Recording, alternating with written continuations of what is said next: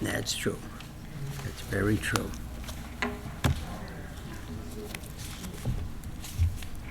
Okay.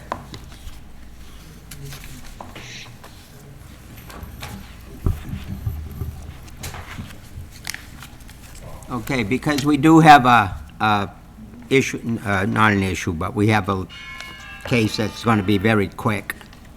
So I will start the hearing.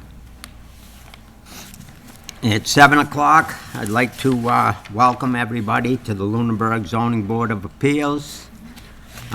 First, I have to give a notice, and that's in accordance with the open meeting law. Please be advised that this meeting will be broadcast live through local access cable on Facebook Live on the public access Facebook page. And it will be found in the Lunenburg Public Access YouTube channel within 24 hours after the meeting. If you would like to participate remotely, you can join us through the Zoom meeting. Okay, I'd like to introduce the board members. Lisa Normandin, our board secretary, is with us on Zoom. I'm Alfred Gravel, James Bezikowski, Hans Winthrop, Patrick Callahan, Tony Nicastro, and Don Gurney. David Blatt should be joining us as well on Zoom as well. Okay, I will tell you how the hearing will proceed. Lisa will read the first, or actually I can. No, I won't. Okay, Lisa will read any communications that have come in since the last hearing. Tonight is really a continuance. Like I say, we have one hearing first. I gotta find the paper. It is on 84 Lakefront Avenue. James Exaris requests for an extension on an existing special permit application granted in February 10th, 2021, and the property is Embers Pizza. And after that, we will be having the traffic report for the comprehensive permit, 40B, and that is the subject of the case is located at 318, 390, 400 Howard Street, Lunenburg, known as Pondview Commons, Assessors Map 6, 17, 17 parcel, 2420, 34 respectively. The applicant is seeking a 40B approval for a comprehensive permit for the purpose of developing a 200-unit apartment community at 318, 390, and 400 Howard Street. And so tonight, what we'll do is Lisa will read any new communications. The applicant will have the opportunity to come up and submit anything or additional documents. Again, you will please come forward to the mic, give your name and address, and board members will have the opportunity to ask questions they might have on the application while you're at the mic. There will be a public comment period at the end. You'll please come forward to the mic, give your name and address, and please address all comments and questions to the board. Okay, and with that, I would ask Lisa if she would address the first Exaris's. Okay, good evening. This was received December 8th from Embers Pizza regarding the zoning board special permit approved on February 10th, 2021. Please be advised that due to unforeseen delays in design and construction, we're respectfully asking the board to extend our permit for 1 additional year. We thank you in advance for your consideration, and we greatly appreciate the opportunity to improve the facility located at the above referenced address. And that's signed James Exaris, and the special permit was to vary the dimensional requirements and add a second floor to the existing restaurant. Thank you. And that's all, Mr. Chairman. You're welcome. Thank you, Lisa. Okay, I don't know if you... Is anyone that wants to speak? Oh, first I'm going to bring it to the board. You all remember the Exaris, that was Embers Pizza on the lakefront? Yes. Okay. Yep. In the second story. So what he wants to do is he hasn't commenced work. Apparently, he also owned the plates in Florida, and I guess that was affected by some of the weather down there, so they've been working on that. Now they want an extension on the upstairs in the building as they had come before us. So that's all they're asking for at this point, is a 2-year extension on that. So that's what's before us in this first case. And I'll Mr. open Chairman, it up was to the that, board. I thought Lisa had a year, said a year, or is that a year or 2 years? Lisa, was that a year or 2 years, please? It's a year, but normally we do 2, so just in case it wouldn't be enough time for the applicant. What's that? I said usually, they ask for 1 year, but Right. given the fact that, with supply and demand, Right. materials and that sort of thing, I thought they may want an extra year just in Right. case of unforeseen circumstances. Oh, okay, thank you. You're welcome. Okay, so, Is anyone here to speak? yeah, I'll ask him in a moment. I have no questions. I'm asking the board if there's any comments. As someone in construction, I fully understand that and have dealt with that for the last few years, so I would have no problem Okay, understanding that. anyone else have any comments? Does anybody from the public like to speak to the extension? Seeing none, I'll bring it back to the board. I'll make a motion that we grant the extension for 2 years to allow for the building expansion as previously proposed. Okay, second. I'll second that. Okay, we have a motion and a second. All in favor? Aye. Aye. Aye. Aye. With that, the extension is granted. Okay, Good luck. yeah, good luck with the bill. And with that, tonight, we're scheduled to do the traffic report, as I said, for Pondview. I'm gonna, you, Jeffrey? Yeah. Okay, so, Recording in progress. what was that? Sorry, that was, I That's, just recorded. Okay. Okay, so with that, we can actually, we do have the reports. I know that you are ready to present that tonight, so the floor is yours. You have to come up to the mic and give your name and address and...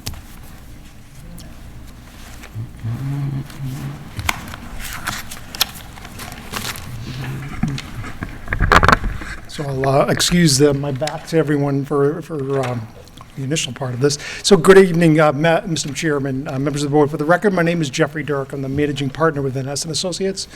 And we were retained by the board to conduct a review of the transportation assessment that was prepared in support of the project. You should have 2 letters in your file from me. The first is dated December 12th and was our initial review of the study that was presented prepared by the applicant for the project. And then the applicant, as of last Friday, issued responses to our comment letter. We provided a review of those responses, and that letter is dated January 10th, which you may have just received this morning. We finished that up last night and provided that. Just by way of an introduction in terms of what our role is really as the peer review consultant, is to assist the board in understanding, of course, the transportation impacts of the project.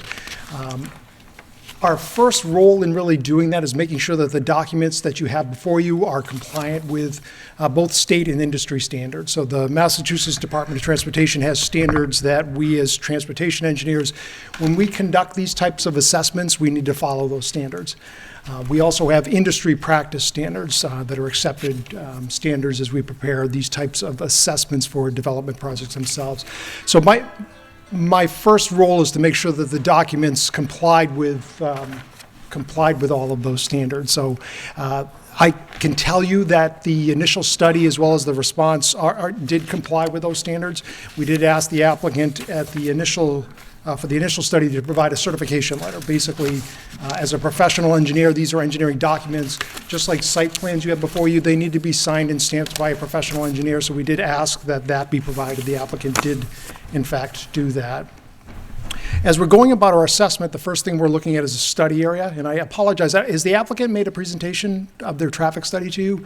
So I don't want to be too repetitive if that's the case. So they have not made a presentation at all. So the first thing that the applicant does is, or when they're conducting their assessment, is establish the study area for the project. And the study area is really to look at roadways and intersections where the project is expected to have its most pronounced impact. And that's where we would see increases in motorist delay, vehicle queuing at intersections, so that we, as we're looking at the study and as the board's evaluating the project, you can understand, where are we seeing delays? If they're happening there today, how much worse are they going to get based on the additional traffic from the project? So we have certain parameters that we look at when we define our study area, because we're very often asked, why did you pick this intersection, or why didn't you go out a little bit further from the project site?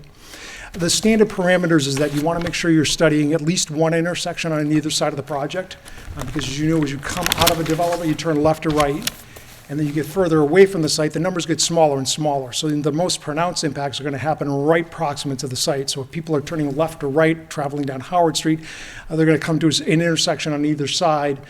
So we want to make sure they're studying those. And then as you go further from that area, you want to make sure that you're looking at any intersection where traffic volumes will increase by 100 vehicles or more during the peak hour, or where the traffic volumes increase by more than 5%.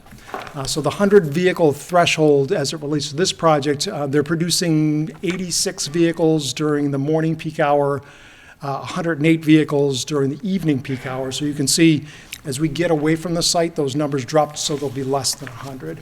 But however, that 5% increase, that's another criteria that's looked at. And so we had requested that the applicant expand the study area that they had looked at as a part of the project beyond the Howard Street corridor to include the Massachusetts Avenue corridor and two intersections specifically along that corridor, that being the Walmart driveway as well as the Hollis Road intersection.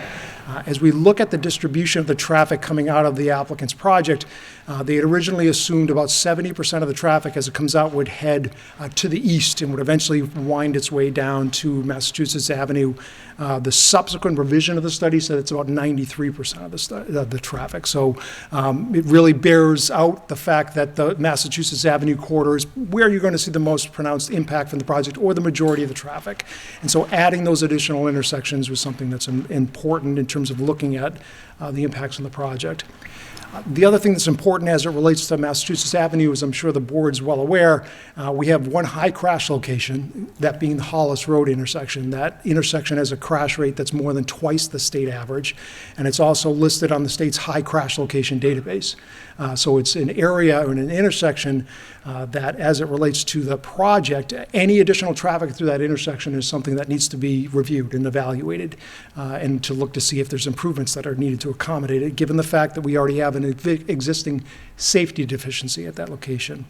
At the Walmart driveway intersection on Massachusetts Avenue, that's a location I know that has been at the forefront of kind of the town and the police department's goals in terms of reducing crashes. That is a high crash location as well. And I know the town had lobbied Mass DOT to make some changes there, which have happened. And the nice thing is, we look at the subsequent report that the applicant prepared in response to our comments, is what you see in terms of the crashes at that intersection, they're actually going down. So the year-over-year average, as you're looking at it, shows a decrease after the timing improvements were implemented at that location. So it's still listed as a high crash location, or exceeds the state average, but the trend is, after those improvements, the crashes are being reduced. So that's a good thing in terms of evaluation of impacts as it relates to that intersection. The other things that we're looking at is, as I mentioned, the impacts on the project as it relates to motorist delays and vehicle queuing at the intersections that they studied. As we looked at the impacts related to, again, 86 vehicles during the morning peak hour, 108 vehicles during the evening peak hour, and again, exiting onto Howard Street, some of it going left, some of it going right. It's turning off at various intersections, especially as it heads down to the Massachusetts Avenue corridor. What we see in terms of impacts on the project is that delays at any intersection did not go up by more than about 6 seconds. So it didn't show a significant increase in terms of the wait time that you might have at an intersection. We also looked at the vehicle queuing, and what the analysis suggests is that queues did not go up by any more than 5 vehicles. And those pronounced impacts were along Massachusetts Avenue at the signalized intersections. The Howard Street corridor didn't show any significance in terms of increases in delays in vehicle queuing. In fact, the operations and delays along that corridor, because it's a very low-volume roadway, it accommodates today somewhere between 600 and 600 vehicles per day over a 24-hour basis. So it's relatively low volume. And even adding the traffic from the project, there's sufficient capacity to absorb that traffic. Where you start to see the delays, again, is where you see increased traffic, which is along Massachusetts Avenue, and so that's where the about plus 6 seconds of delay, or an increase in vehicle queuing of about 5 seconds, that's where you're going to see those types of impacts at those specific intersections. Next things that we're focusing in on are safety as it relates to the access into the project site. So there's 2 things that we're looking at with respect to the access. The first is making sure that emergency vehicles can get in and out of the project site. So can they physically turn from Howard Street into the project? Can they circulate within the development? And then can they exit back out onto Howard Street and make a left or right-hand turn? The second thing that we look at is sight lines. Sight lines being both someone who's driving along Howard Street. As they're approaching the driveway, they need to be able to see, in the worst case scenario, if a vehicle pulls off from the project site, it stalls in the middle of the road. You need to be able to see that vehicle and apply your brakes so you don't strike the vehicle. The second type of sight lines that we're looking at is for the person that's exiting the project. So if they're coming out, they're looking to the left or right, trying to see a vehicle along Howard Street as it's approaching the intersection, can they see that vehicle? We assess those sight distances based on not the posted speed limit, but the speed that people are actually driving along Howard Street. The applicant assessed those sight lines based on 40 miles an hour, so it's well in excess of what the statutory or regulatory speed, which is 30 to 35 miles an hour along that road. So it's a sight distance that's 40 miles an hour, which is more than what would be required if someone was actually driving the speed limit on that roadway. So the sight lines based on those criteria, they need to see 305 feet minimum. What was reported and what we've verified is that the sight lines are 310 feet or longer based on the current vegetation that exists along the roadway. So there is the opportunity, and the applicant is committed to trimming vegetation, obviously with whatever approvals that are needed from the town to do that, within the public right-of-way or that exist within their site. So their ability to be able to do that would improve those sight lines so that they would exceed the 310 feet minimum. But again, the minimum criteria for safety is 305 feet. The minimum that's measured based on what's out there today is 310 feet. So they do exceed it, and they can in fact attain longer sight lines through the vegetation clearing that they've proposed to do. We've suggested that that be a condition of the approval of the project. So to the extent, and when you get to that point, we can certainly assist your counsel with it, but it's listed in our review letter that be one of the conditions that's placed on the application. In terms of outstanding issues as they relate to our review, this subsequent revision to the traffic study that the applicant has submitted, the way they've gone about assessing the impact of the project is they've compiled together the 200-unit apartment community, which is the subject of the comprehensive permit application, as well as, I believe, the 102 single-family homes that I believe they have a right to build under permits that have already been issued. So rather than assessing the apartments separate from the single-family homes, they basically quashed them all together and assessed the impact of the full project as if the board was being asked to approve 102 single-family homes and 200 apartments. It's a nuance, but I think what the board needs to see is what is the impact of 200 apartments on the site, in addition to the 102 units that are of single-family homes that are already there. The way they've done that right now, I can't tell you what the impacts are of the 200 apartments. I can tell you the combination of the 102 single-family homes and the 200 apartments, what that impact is, but that's not really what you're being asked to approve. So we've just said to the applicant, you need to go back and peel out the 102 single-family homes. That should almost be a background development, so a baseline level. So the baseline level is building out the project that contains 102 single-family homes, and then layer the apartments on top of that, and that net difference is what the impact of the 200 apartments would be. So we've asked the applicant to undertake that analysis and resubmit that for us to review. We don't think it's going to significantly change the findings, but I think what the board wants to hear is what is the impact of 200 apartments. So it's a minor variation that they need to undertake as a part of that analysis. The last thing that we have that's outstanding is with respect to the roadway or the improvements that have been associated with the project. So this go around in response to our comments, the initial traffic study that was done really didn't have any recommendations for you to look at for conditions. So we had asked the applicant to take a look at potential recommendations as they relate to the comprehensive permit, and they have come back and provided a list of those, and that is outlined in our January 10th letter. So there's a series of recommendations that they have. The first one dealing with the clearing of vegetation. The second one is related to the Hollis Road intersection, where they've suggested that upon issuance of a certificate of occupancy, they would request of Mass DOT to undertake some traffic signal timings at that intersection. And then lastly, there's a series of measures that are known as transportation demand management measures. Transportation demand management is really trying to encourage people to walk, bike, or use public transportation. Now, walking and biking, there's no sidewalks out there today, so it's going to be difficult to effectuate that mode. Biking is viable to some extent along the roadway. However, we do want to encourage that, and so they have committed to some specific measures to allow that to take place. The simplest of which is to include making sure there's bike parking. So if somebody has a bicycle and they're in their apartment unit, rather than having to bring their bike up to their apartments, they've got a place in the garage within the site to store their bicycle that's weather protected. There's also other series of recommendations that go along with that, including having a management person that's responsible for making sure that residents are aware of opportunities to use alternative modes of transportation. They may need to get in their car to drive to a train station, but I think from a regional perspective, it's still good for a resident to know where is the local, where's the closest commuter rail station, is there parking there, what are the schedules of the train? So that type of information being provided. The other thing that's important that the coordinator would do is also to the extent that they're able to coordinate with the Council on Aging. So we do not have direct public transportation services. However, the local Council on Aging does provide transportation services. So making sure that the residents are aware of that and then scheduling those services to the extent that an eligible resident needs a pickup at the apartment complex. So those are the kind of things as they relate to transportation demand management that the applicant has agreed to undertake. So all of these things that I've listed, we've suggested should be conditions of the approval of the comprehensive permit when appropriate. We did suggest that, again, looking at the Hollis Road intersection, because that's a high crash location and it's on the state's high crash database, we have requested or suggested that as an additional condition of approval that the applicant be required to conduct what's known as a road safety audit. Now, a road safety audit it's a specific study related to safety that's undertaken at an intersection. It's done in conjunction with the town, with Mass DOT, and with the regional planning agency.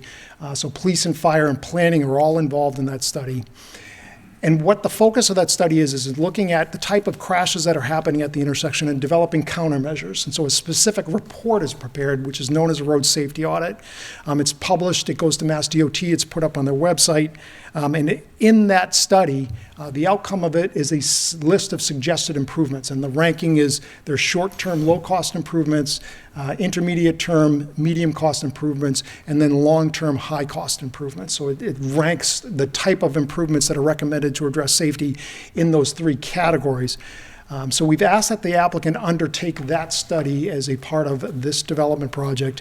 And the importance of that is what it allows for is both Mass DOT and the town to leverage state funds to improve the intersection. As soon as it's on the state's high crash location list and a road safety audit is done, it's eligible for funding for improvements. It doesn't cost the town any money to do that, but the road safety audit is the first piece that's required to unlock the state funds for improvements at that intersection. So we've suggested, again, if you're looking at the traffic from the project, 93% of that traffic is heading to the east, and the majority of that is then heading down toward the Massachusetts Avenue corridor. We know we have a high crash location at the Walmart driveway intersection. The town and Mass DOT have already addressed it. The Hollis Road intersection has not been addressed.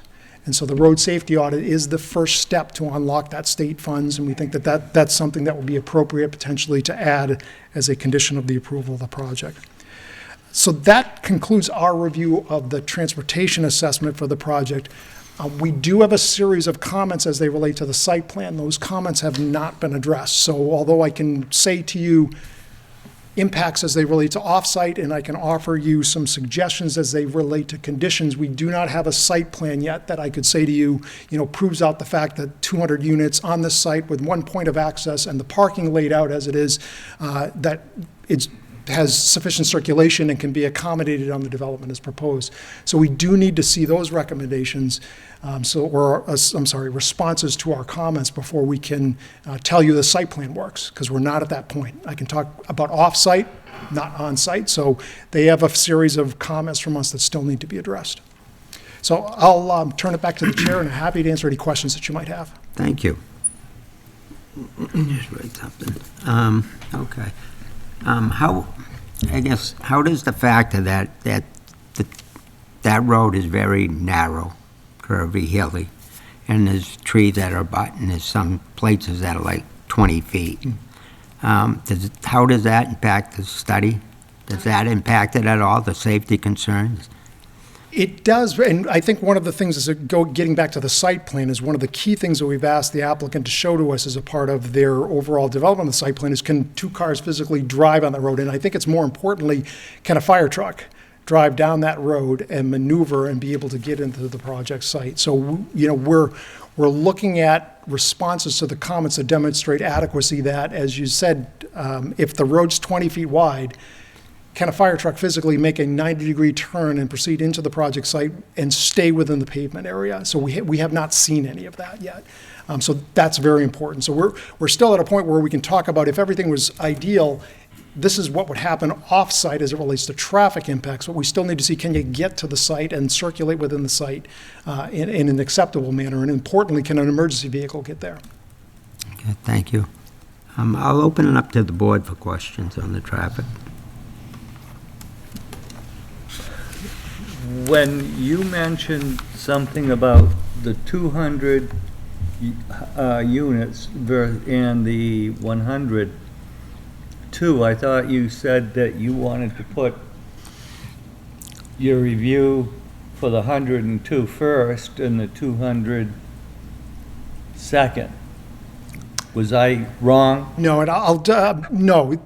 Probably didn't explain it as well as I could have. So when they're undertaking a traffic analysis, there's three conditions that they have to evaluate. The first is existing conditions, so that we understand how is the roadway system operating today. The second condition they have to analyze is what's known as the no-build condition, so as if the project wasn't built. That no-build condition is established 7 years in the future, and that's set by the state. So the 7 year in the future, the reason for that is it allows 2 years for the applicant to get through boards like this, get their permits and approvals, build the project, and then essentially have 5 years beyond that to look at what the impacts would be for a further 5 years. The reasoning for that is we're talking about these improvements and potentials, is we want to make sure they not just work at the time that the applicant opens the project, but that they're going to work into the future as well. So we don't just build it up, fill it up, and we have problems to start with.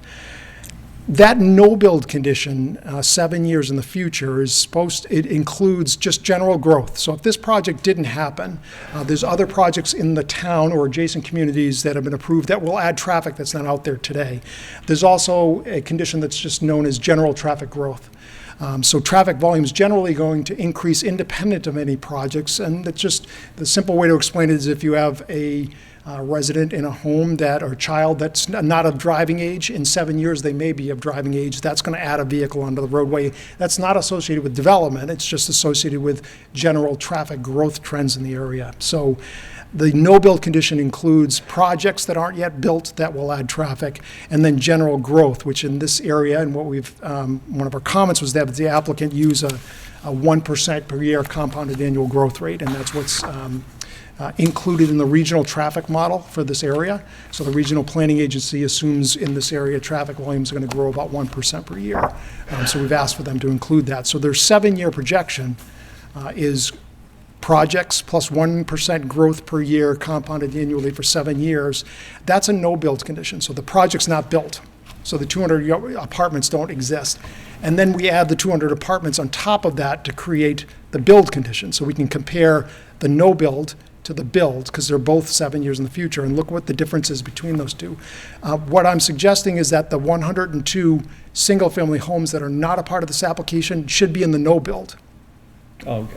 So that way, we're not looking at, what we're looking at is the difference between a no-build condition with the 102 single-family homes on this site, and then we add the apartments on top, so then as we compare no-build to build, it tells you what the impacts of 200 apartments are.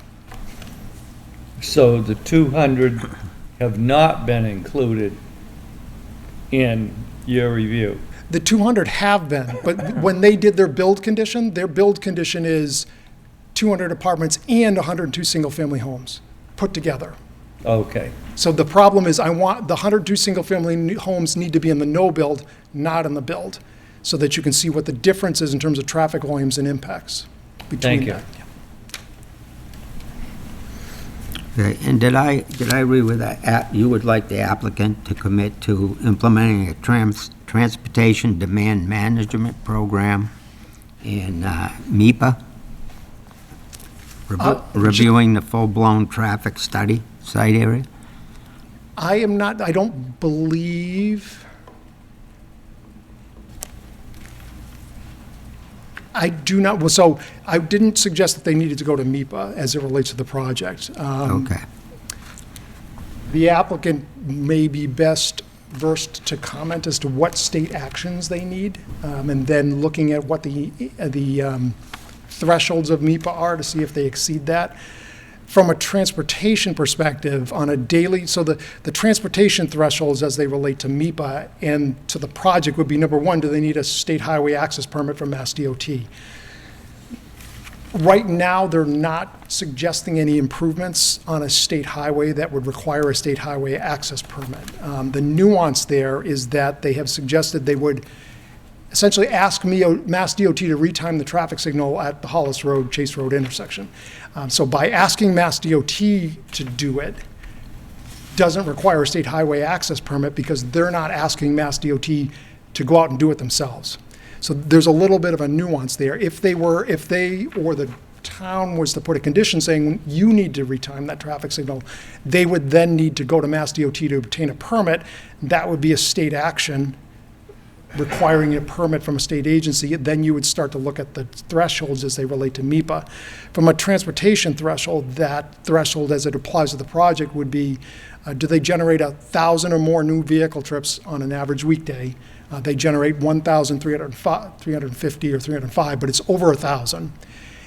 That has to be combined with a net increase in parking at the site of 150 new parking spaces, which they would exceed that. So if we got to a point where they needed a state permit, they would exceed the transportation thresholds that would require them to go to MIPA. So I think that's something that needs to be evaluated potentially, but right now, as it stands, they have not proposed anything, at least from a transportation perspective, that would require them to obtain a state highway access permit. That would remove a state action as it relates to MIPA, and therefore the transportation threshold wouldn't apply. Okay, thank you. Any other questions on traffic? Mr. Chairman, I have a question, but I think he addressed it, that he couldn't answer it. I mean, one of my major concerns is that they only have one egress into the unit, and I know you're waiting for the applicant to give you more information, but I mean, just from your perspective on the site plan, with 200 units with one egress, I mean, the way that it's laid out here, it seems to me that, when all those trips are happening in the morning and in the afternoon, that you're going to have congestion within there. And then you add a safety issue if there was ever, an emergency. I don't think that the truck would ever be able to get in there, like in a morning commute situation where they had to have, God forbid, there was some kind of emergency. Right. So I didn't know I know you're waiting for additional information, but your professional perspective on a site plan and looking at traffic, you know, what's your gut feeling tell you on that without having the more information from the applicant? Right, yeah, and I don't need any more information to kind of look at that. So from the standpoint of capacity, one means of access can accommodate just the residents getting in and out of there, only because it's a low-volume roadway, so they're able to get in and out of there with limited delay at the intersection. As we now step back and look at safety, well, that puts it in a whole different criteria because of what you just described. The general rule of thumb that's applied is that one means of access should serve no more than 32 dwelling units, and that it should have a point where if you're going to have a branch off, you don't want to be any deeper into the site than 1,000 linear feet. So this site plan would exceed those thresholds. As soon as you get to the level of development that we're talking about here, and then layering on 102 single-family homes beyond that, and that's why one of the things we've asked relative to the site plan is, you can clearly see, is the road stub, which means something else is going to happen. All of that is saying that a secondary means of access for emergency vehicles is recommended. The fire chief will ultimately have the decision on that, and they take into account various factors, you know, whether the building's going to be sprinkled, you know, hydrant locations and all of that. But from a traffic safety perspective, capacity aside, the site would suggest two means of access. It doesn't mean it has to be open to general traffic, but a secondary means for emergency vehicles, because of exactly what you described, is something that would be suggested. So as we're waiting on those, I mean, we're trying to provide guidance to the applicant through our comments, but that's where it's heading as it relates to the access to the project site, is that you should have a secondary means. The fire chief is ultimately going to be the decision maker on that, but the rule of thumb would be two secondary means. Thank you. I have a question, and you made a good point. Vehicle growth. I have a child, 7 years from now, is going to drive a car. So under the proposed plan, is there any room for any vehicle growth? Because we all know what happens. People just park willy-nilly throughout a site. And will that affect the entrance for safety vehicles? So as we're looking at kind of the growth within the site, it's really looking at the parking, the traffic volumes as they're related to the apartment community. What tends to happen with apartments is, as you start to have, you know, children that get older and grow in driving age, you start to see the turnover in the apartment complex. So the demographics change such that you don't really have too much change in terms of automobile usage and ownership. But again, looking at the access to the site as it relates to the volume of traffic that's on Howard Street, it's a low-volume roadway, so even if I doubled or tripled the volume on that roadway, it still doesn't rise to a level where it would need additional turning lanes or something like that, being able to get in and out of the site, just because the volumes are so low. So I wouldn't see that causing any dynamic that would change the design of the access. That being said, we've, again, asked the applicant to give us their best guess on what else is going to happen within the project site, because the road's stub, so it's clearly showing that something else is going to take place. We need that information to be able to look at kind of the question that you've asked, which is what else is going to take place, the adequacy of that access with respect to width and emergency services, not only as it relates to 200 apartments, but, you know, what else may happen within the project site. Thank you. I need my memory refreshed. How many parking spaces are there going to be at the site? Like 200 apartments, 2 spaces per apartment? That's my understanding, is that the site plans that we were provided were not dimensioned. So there was a lot of information that needs to be added to those. But our understanding, based on looking at the plans that we had, that it was 2 per unit. So, 200 apartments, you'd have 400 parking spaces. And I think what the traffic study in your peer review is saying is that quadrupling the traffic on Howard Street is a non-event. Not that it's not a non-event. It clearly will be something that's going to be apparent. So we would say to you that, the volume on that roadway today, and again, if we just look at the numbers I was talking about in terms of daily numbers, if you have a roadway today that has about 600 vehicles, 24 hours, two-way traffic on that roadway, and you're going to add 1,300 vehicles to that, you're going to see an increase in traffic. What we're looking at, a noticeable increase in traffic. What we're looking at is the capacity of the roadway and its ability to absorb that traffic.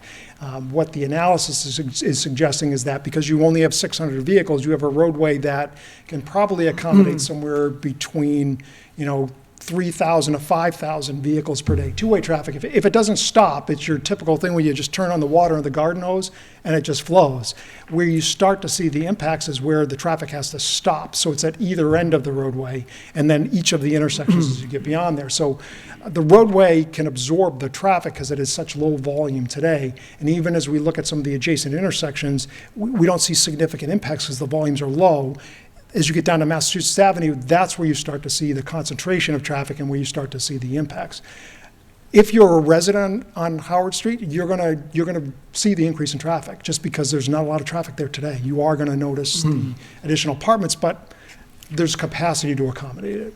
So, our role is not really looking at, I hate to say quality of life as it relates to the roadway. Unfortunately, that's what the board and other town boards weigh.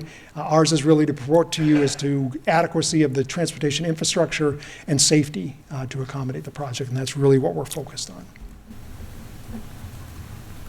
I know your comments have said everything for Howard Street out onto Route 13 Chase Road into Lunenburg and Mass Ave, but what about to Townsend, and what about the other direction down the hill to, I think it's where you live? New West Townsend Road. New West Townsend Road.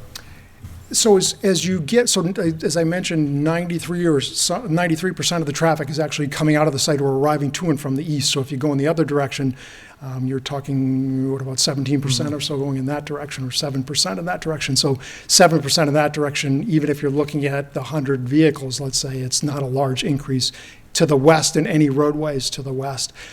The other roadways outside of the Massachusetts Avenue corridor, I think Mass Ave at either direction is probably accommodating somewhere between 40 to 50% of the 93% that ends up down in there.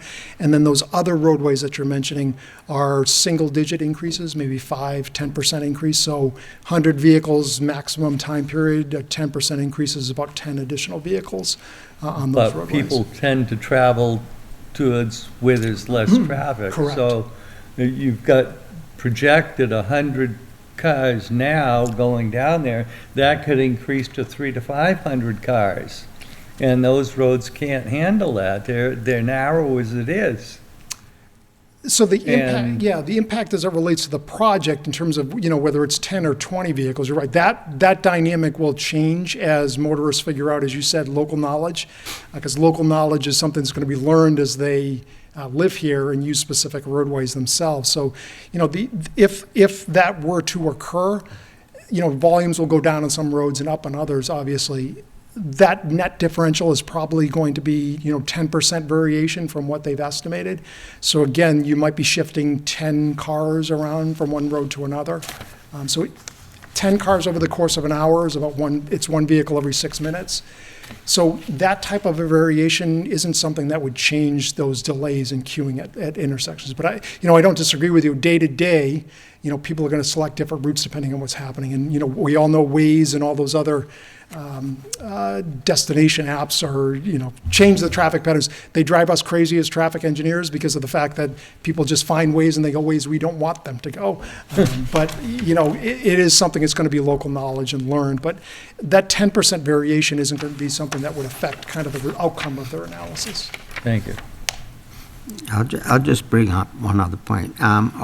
Already we've recorded in our record concerns from both Leominster and Fitchburg about this project. And especially, I think, going up Route 13 towards North Leominster, because they already have issues there. Does that have any impact on your study?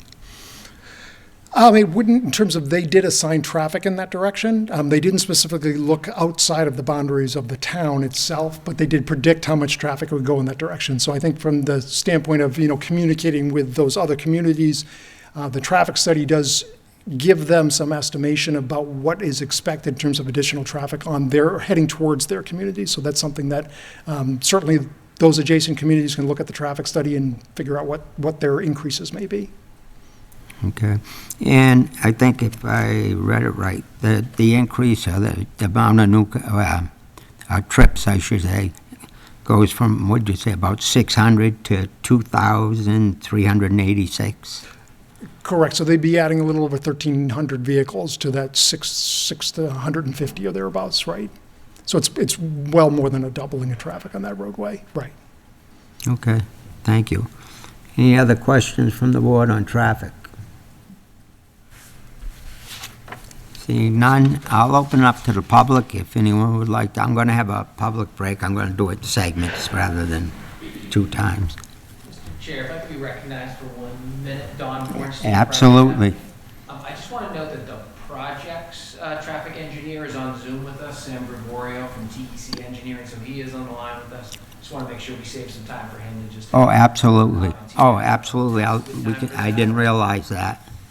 I see him, or I did see him on the list. I see him, he's got his camera off right now, but Sam, if you can hear us, and if the chair wants to. We will recognize him.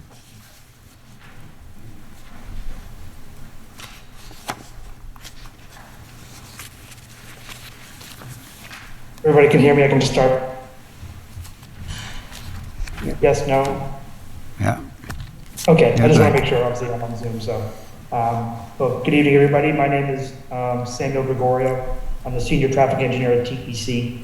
We're the traffic consultants on behalf of the project. I think Jeff Burke from BAI, who's the town's peer reviewer, gave a good summary of what the traffic study entails. I would like to note one aspect that the outstanding comments that Jeff had noted, which was to separate out what we had in our traffic study and from the original traffic study, an additional 102 single-family homes, and push those from what we are showing as a proposed condition into a existing background condition, where we don't necessarily disagree with the methodology or the of what he's noting. We would just note that the traffic study has shown would therefore be showing a worse condition of impact if we were to do actually what BAI is suggesting, that the impact of the project as in front of the board would actually be less than what the traffic study is showing. So the study is actually showing what would be a conservative condition in this case of overall impact for what could happen on the site. That doesn't mean necessarily that we wouldn't entertain revising the study to show that. We just believe that under this condition that it shouldn't really hold up any particular approval if that particular revision to that study was not done, say, like tomorrow kind of thing. So that being said, it's something that can be addressed. It just doesn't, I don't think it needs to be addressed as part of any particular approval if that were to come into play. In terms of the other outstanding comment, and there's a couple comments of it, but it boils down into one ask, which is the putting together a road safety audit. That particularly, I would leave to the applicant himself to address. I believe he might be in the room, just to say what his thoughts on how that might go forward. But overall, we do agree that that particular location is a high crash location with the state. And then one of the things that we had noted, at least for that location, was to work with Mass DOT on what timings would have to be traffic signal wise after the fact. It's one of those items that you don't necessarily want to look at until after occupancy. And that's only because you don't want to change timings before people are actually on the roadway. Otherwise, you are affecting how people are driving today. But other than that, there was, I think BAI had gone through the study and provided that all other aspects of the study are generally in line with what we have for general guidelines for the state of Massachusetts and general industry standards. So with that, I am here for questions going forward, but I can bring it back and turn it back to the board right now. Okay, thank you. Board have any comments? I couldn't understand a word he said.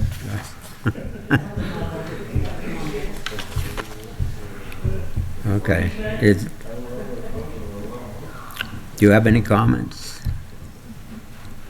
No, I think he has our comments, so I think he's willing to address those. So I think it's appropriate, because again, I think we've pointed out, similar to what he had said, is that, the way they've looked at the impacts is probably more pronounced than what would actually be there. However, we need to just, for the record, you need to see what the impacts are of the comprehensive permit project, especially to the extent that they want to come back, and if there's any modifications, you need an appropriate baseline level to be able to look at. If they're modifying something, what's the change from the modification? And so, even if they are lower, you still need a good baseline to look for just going forward. Okay, thank you. Other comments? Well, this is really, I think the traffic study is based on the completed project.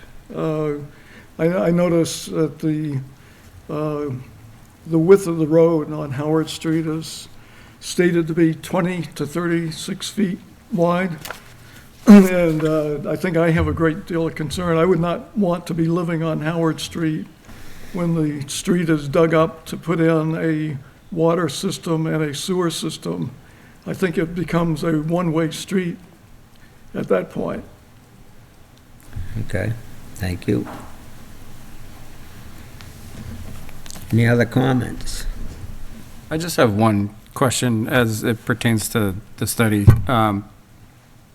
As a traffic engineer, when you look at a single-family home versus an apartment unit, what do you assume different amounts? Like, if I'm a college student, I might live in an apartment. If I'm a couple, I might live in a single-family home. So is there a count that? There is. So the single-family homes so over the past 50 to 60 years that data has been collected for single-family homes, it's 10 trips per home on a daily basis. So if someone never comes in before you and they have 2 homes that they're doing, it's about 20 trips per day. It's 10 trips per home. As soon as you start to look at multifamily developments, they generate less traffic than a single-family home, usually because you have less bedrooms and potential for increased drivers in the household, as we were talking about. What has been shown is that the height of the building determines how much additional traffic is generated. A high-rise building generates less traffic than a low-rise building, low-rise being somewhere up to 3 stories. Then you have mid-rise, which is between 3 and 10 stories, and high-rise is above 10 stories. I believe these are low categories as low-rise buildings. So they generate somewhere about 6 to 7 trips per unit is what would be produced. And that's pretty standard in terms of what we'd expect. Mid-rise drops to about 5, and then you go to high-rise, and it's probably somewhere between 4 to 5 in that range. So, but single family is 10 per unit. Low-rise, you can expect a reduction down to about 6 to 7 per unit. Thank you. Thank you. Any other comments from the board or questions? Seeing none. Do you have anything else you would add? I do not, Mr. Chairman, and I appreciate the board's indulgence tonight as we went through. As I mentioned, really those site plan related items are kind of the key things for us, because we don't have a site plan that's proven out yet that I can say to you the site plan works. Okay. Yeah, I understand that. We're on an impasse on that right now. I'd like you to stick around for the audience if they have questions so that you could possibly answer them. Okay, and with that, I will open it to the public for this part of the hearing. If anyone would like to speak, come to the microphone, name and address, and say whatever you would like.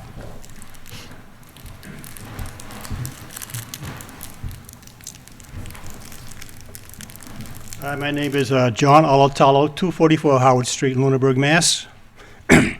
I've lived on Howard Street for 75 years, and I noticed that the entrance to the site, it's kind of like on the crown of the road of the hill. So if you go west, you're going down towards the Fitchburg line. Mm-hmm. It's probably be 30 yards before the crest of the hill. And if you go the other way, it's about 50 yards, and there's a corner. And today's traffic on Howard Street is pretty busy.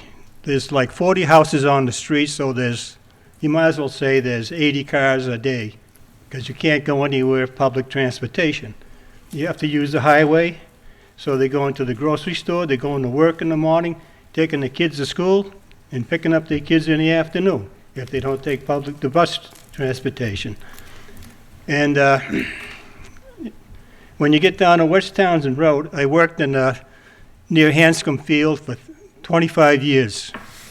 So I traveled from my home, either I went down Route 13 to get on Route 2, I went over West Townsend Road to Highland Street, down Lancaster Ave. Now that road is very busy during the day now. All kinds of construction trucks, everybody's going to work, and everybody's coming home.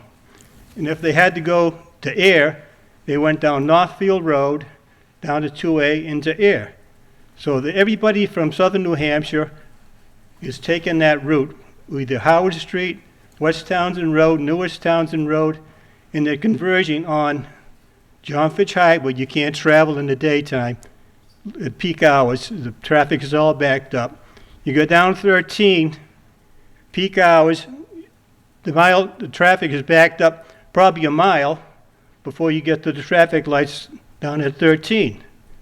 And if you go down Lancaster Ave, you have to go that way down either through the shopping mall or you go down to Shirley and take that, I don't know the name of that road down there, but it also goes down to the rotary at Ford Pond. And it's a disaster. I had good hours to work at, but if you missed the peak hours to travel, you were tied up in traffic either 45 minutes or half an hour trying to get to your location. Thank you. You're welcome. Thank you. Would anybody else like to speak from the public? This lady, then you.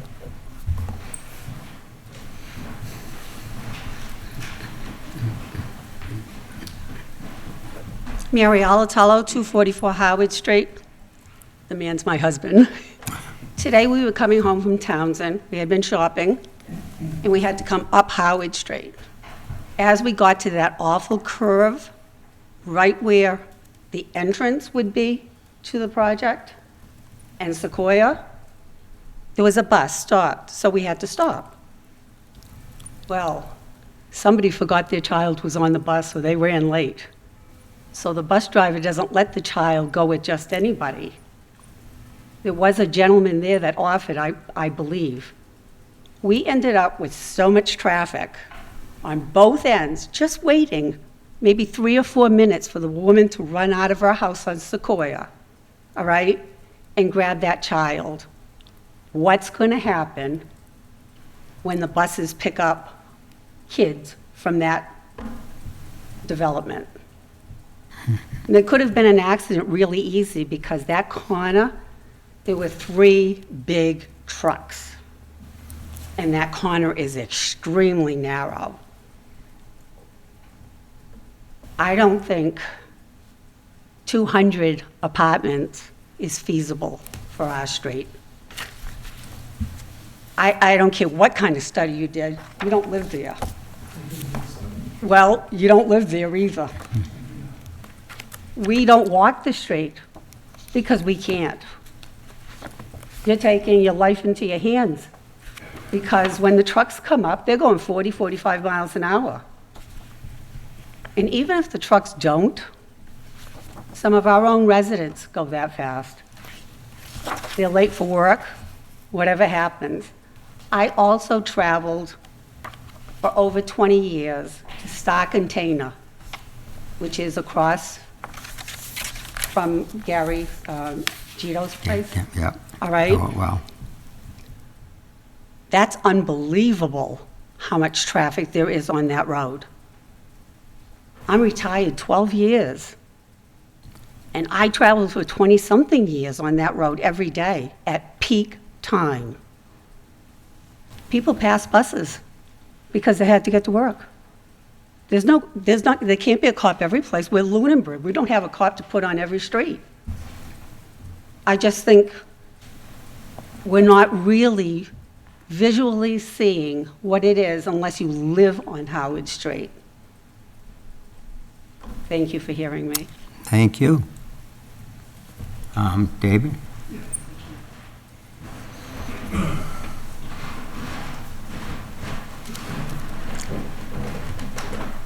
Mr. Chairman, member of the board, further to Mrs. Alatalo's comments, one of the major things that concerns me about the roadway is the width. I think we have to provide enough width so that buses and cars can traverse that area, and trucks.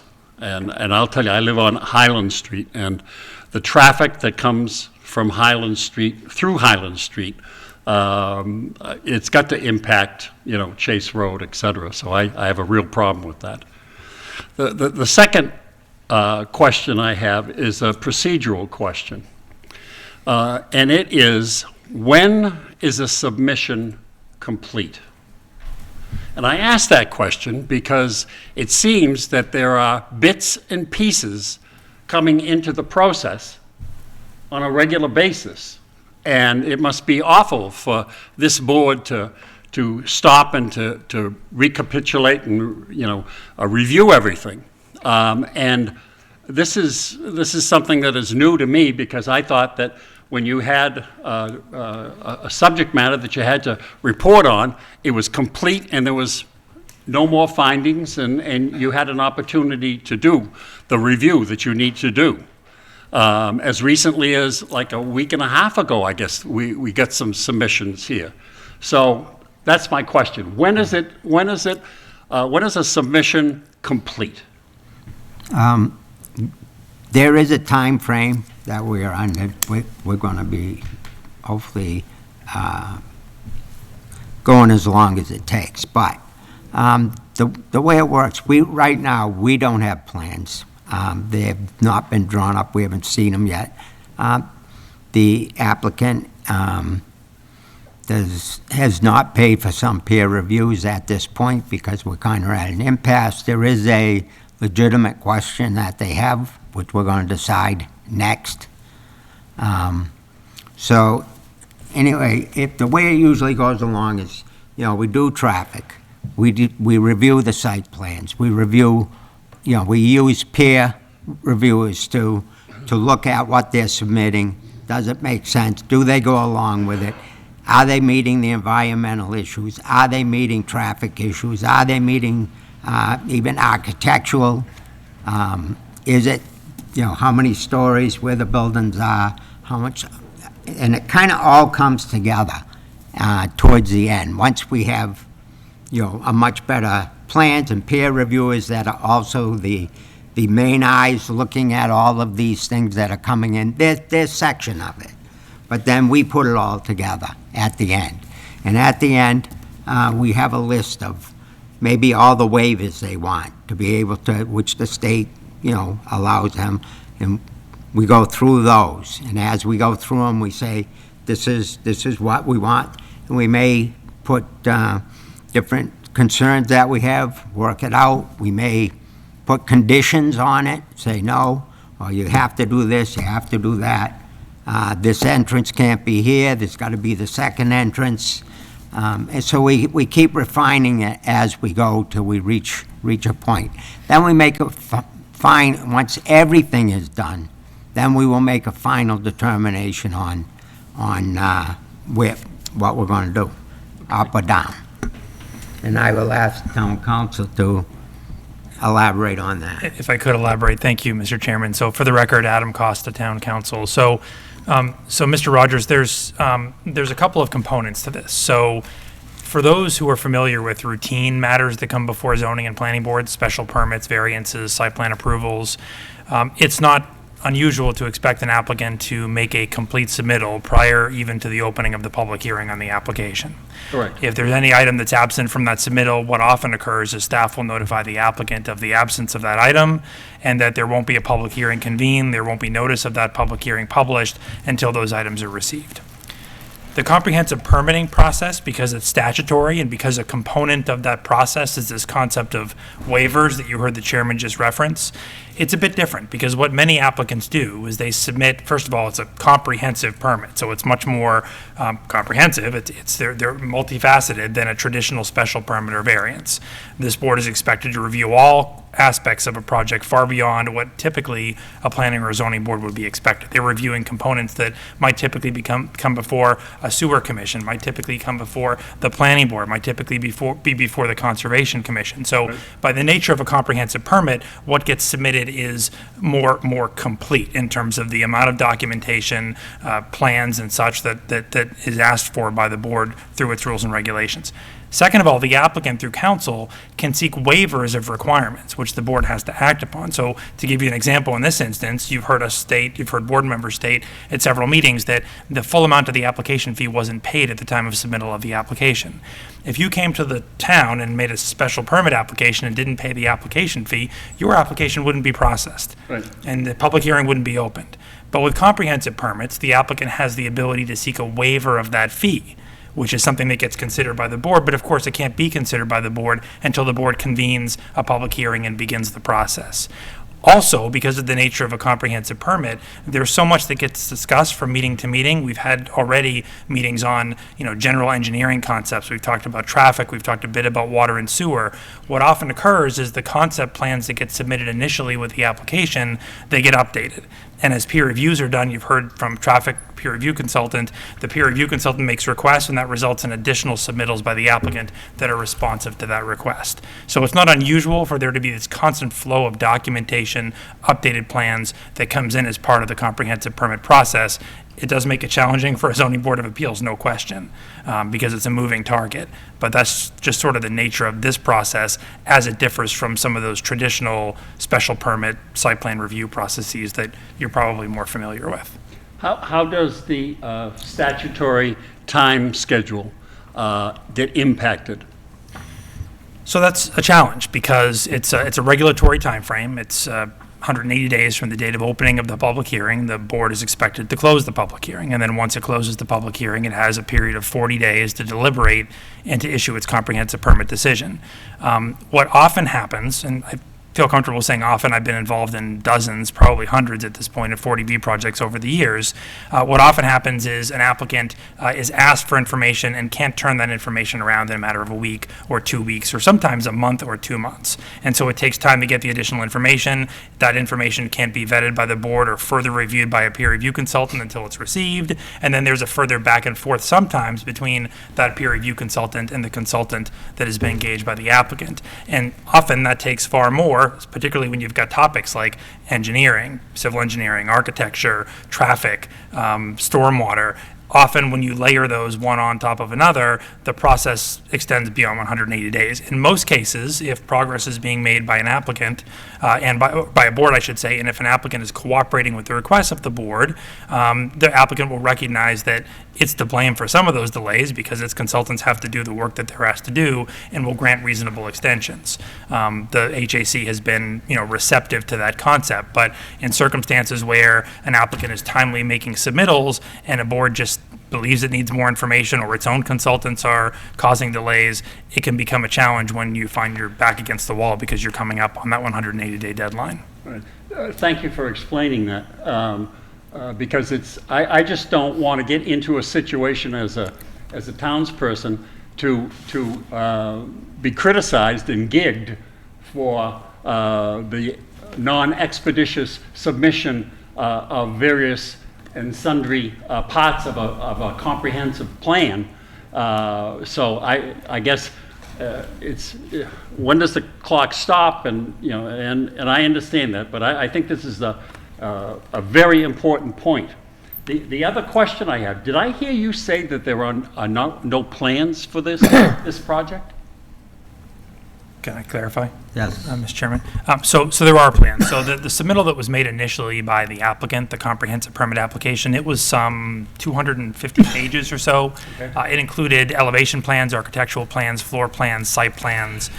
What it didn't include was plans with the sort of detail, and the board has the benefit of seeing all the correspondence that comes in day to day, week to week. Members of the public may not. There's been a lot of correspondence from, for example, the Sewer Commission, because as you've heard at previous meetings, sewer availability for this site has been a contentious issue and is an important issue for the applicant and for the board. The Sewer Commission has gone on record saying it doesn't believe it has sufficient plans to fully vet the proposed sewer extension or sewer connection. So there are more detailed plans, additional plans that would likely be required by the board if it's going to fully vet those components of the project, and that's actually something we're going to talk a bit more about later tonight. Okay, so the issue then that I have is how can a peer review process take place before all of the plans are complete and submitted for final review? So through you again, Mr. Chairman, it depends upon what's being reviewed. So for example, we had a discussion prior to the holidays about an engineering peer review. And the engineering peer review would be a review of the engineered plans. Those have been submitted. They were submitted with the application package. We also had a briefer discussion about potential review of water and sewer. And it was said at that time, and in fact, I'm not sure if Attorney Borenstein was here, but his client was here. We discussed directly with his client the need for additional information with respect to sewer. We recommended maybe that Mr. O'Brien meet with the Sewer Commission to at least find out technical specifications, understanding that the commission may be of the opinion that it can't grant the approvals that are being requested or support them. Nevertheless, let's find out what the technical specifications are so that we can get more detailed plans. So that would be required for a sewer peer review. And the answer to your question then is, well, we can't proceed with that peer review if we don't have those more detailed plans. But engineering, we could proceed with that review. Traffic, you've already heard, we've been able to proceed with most of that review based upon the information that's been submitted so far. Okay. So is it reasonable to have this board notify the authorities at the state and say, listen, this is where we are. Okay, we're having trouble getting stuff and wrapping all this stuff, because I at the 11th hour, I don't think it's incumbent upon us, the town, to jump through hoops because of the inability to get everything together. And, I'm sure you can't give me an answer for that, but common sense tells me, I just don't want to be gigged. Well, I can offer an answer to the first part of the question, which is there any mechanism by which we can notify the state? And the answer is no. There's no state oversight of this process. The state sees it when we get to the stage of an appeal if the decision is unsatisfactory to the applicant. And again, we'll be talking a bit more about that in the context of some of the issues that have been discussed at prior meetings a bit later tonight. All right. Thank you. Thank you, Mr. Chairman. You're quite welcome. Would anybody else like to speak?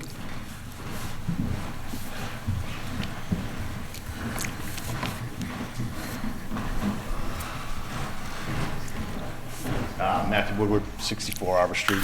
This question is kind of for you, and this is just a general question. So I'm not familiar with traffic laws. I don't often dive into that, but apparently you do. I know that I've seen this in the past with Mass General Law deeming widths of roads, and you stated, I believe, Howard Street was between 20 and 36 feet, depending on where we're at in that process. I know that I'm not the Bible here on this, but I believe the minimal road width on a secondary road is something like 24 feet, and the max would be 50 feet.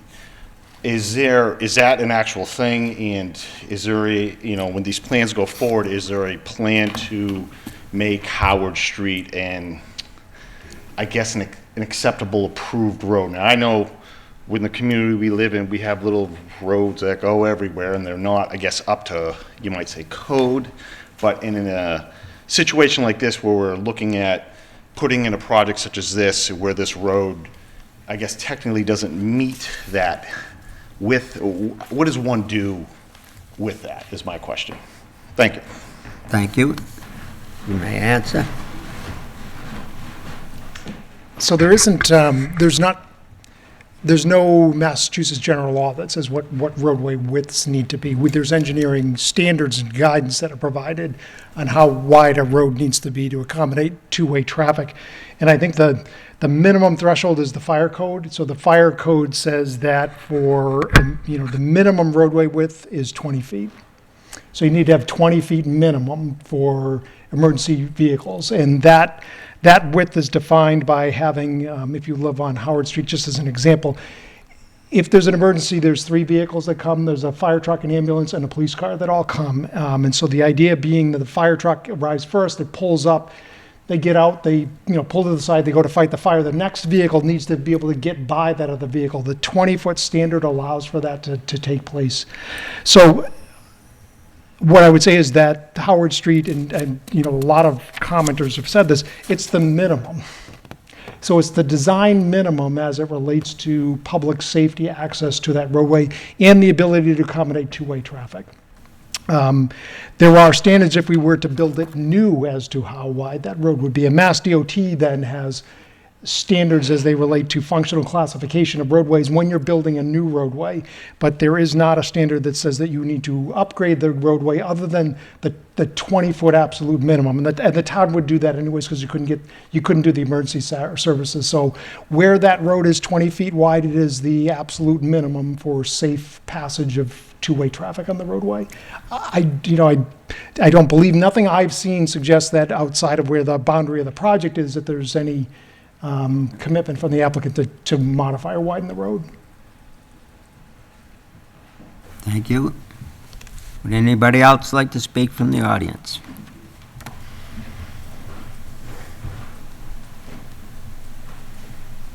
Michelle Taylor, 257 Howard Street. I just want to reiterate the width of the road. I'm probably one of the very few people that does walk on the road. I walk with my dogs often, and I often have to jump into the poison ivy to let 2 cars pass each other. It is narrow, even just with regular cars. And, when there's, like the other day, there was a plow on Friday morning, I had to go off the road so that me and the plow could pass each other. So I just really wanted to reiterate that it's very narrow and often overgrown. And I think with more people up in that area, they may want to walk the road, they may want to ride their bikes. I do also think that it will affect the flow before it even gets to the intersection. So that's all I wanted to say. Thank you. Okay, thank you. Anybody else like to speak? Hearing none? One on Zoom. Oh, yeah. Is anyone on Zoom? Yep. It's C. Martins with a hand raise.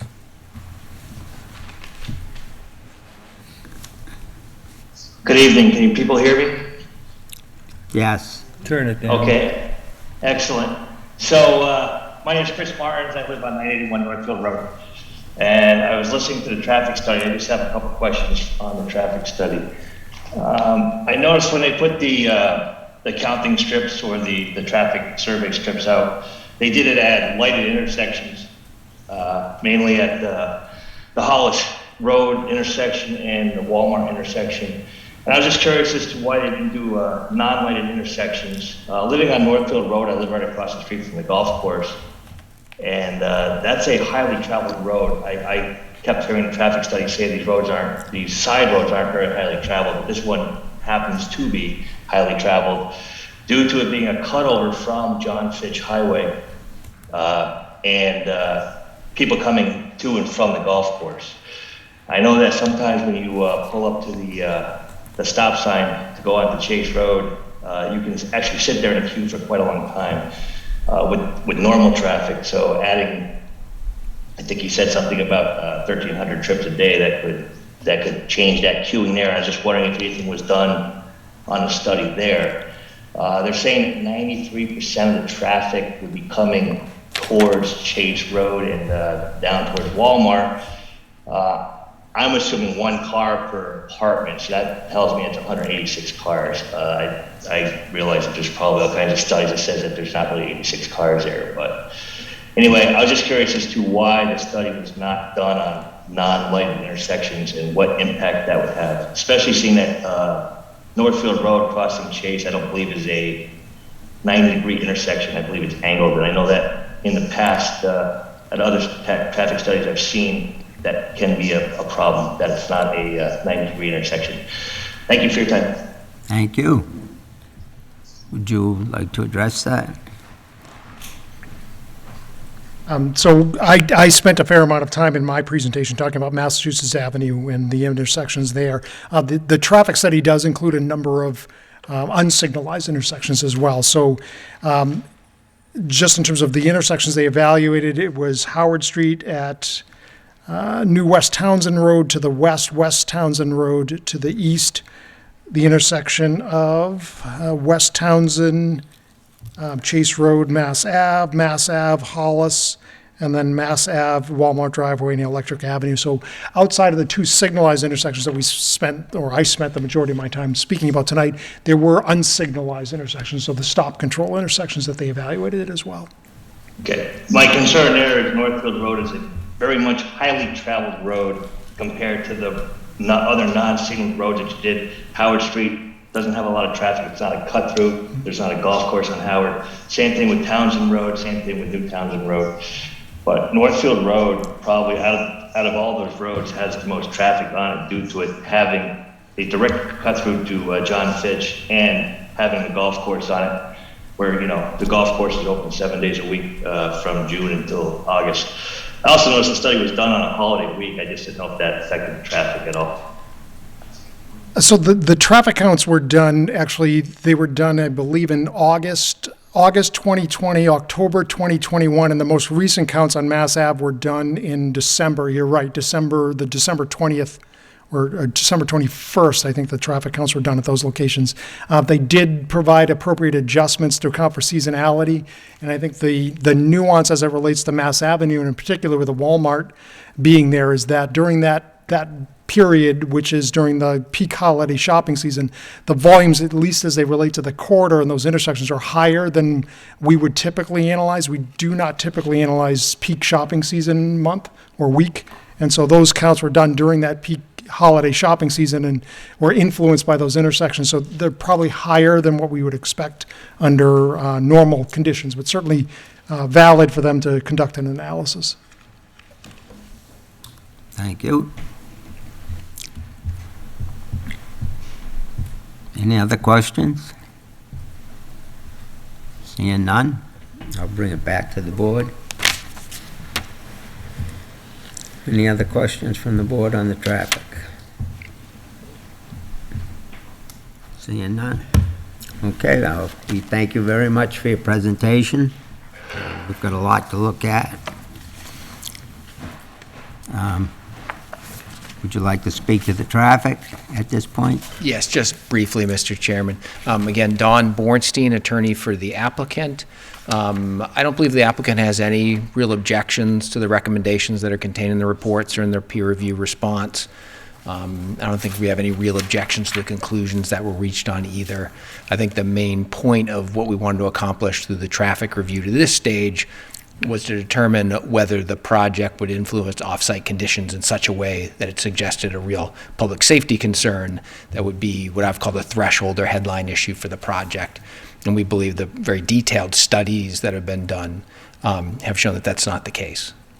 So, and the recommendations that have been made for mitigation efforts, I don't think we have any real objection about any of those. I'm sure it'd be something we talk about when we get to conditions for the project, but nothing jumped out on the recommendations that were of serious concern to the applicant. Thank you. Okay, thank you. Okay, with that, then we will move on from traffic.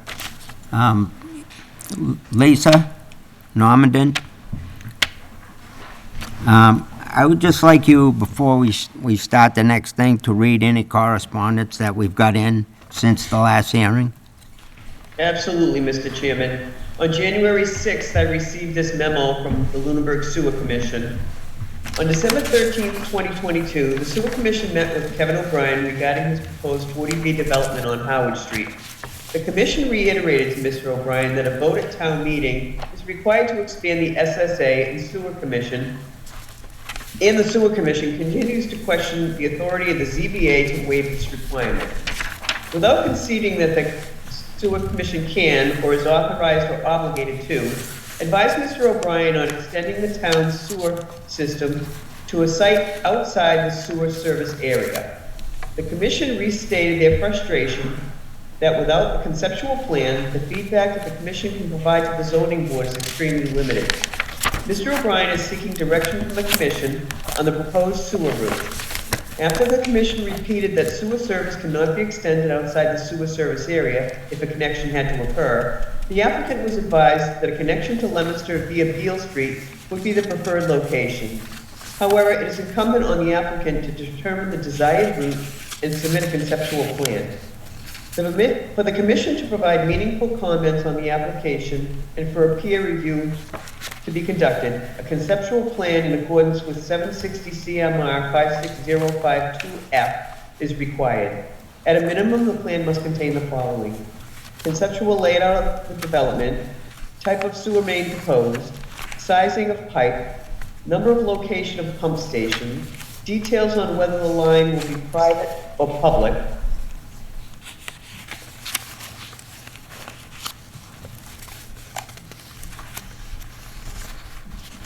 sorry.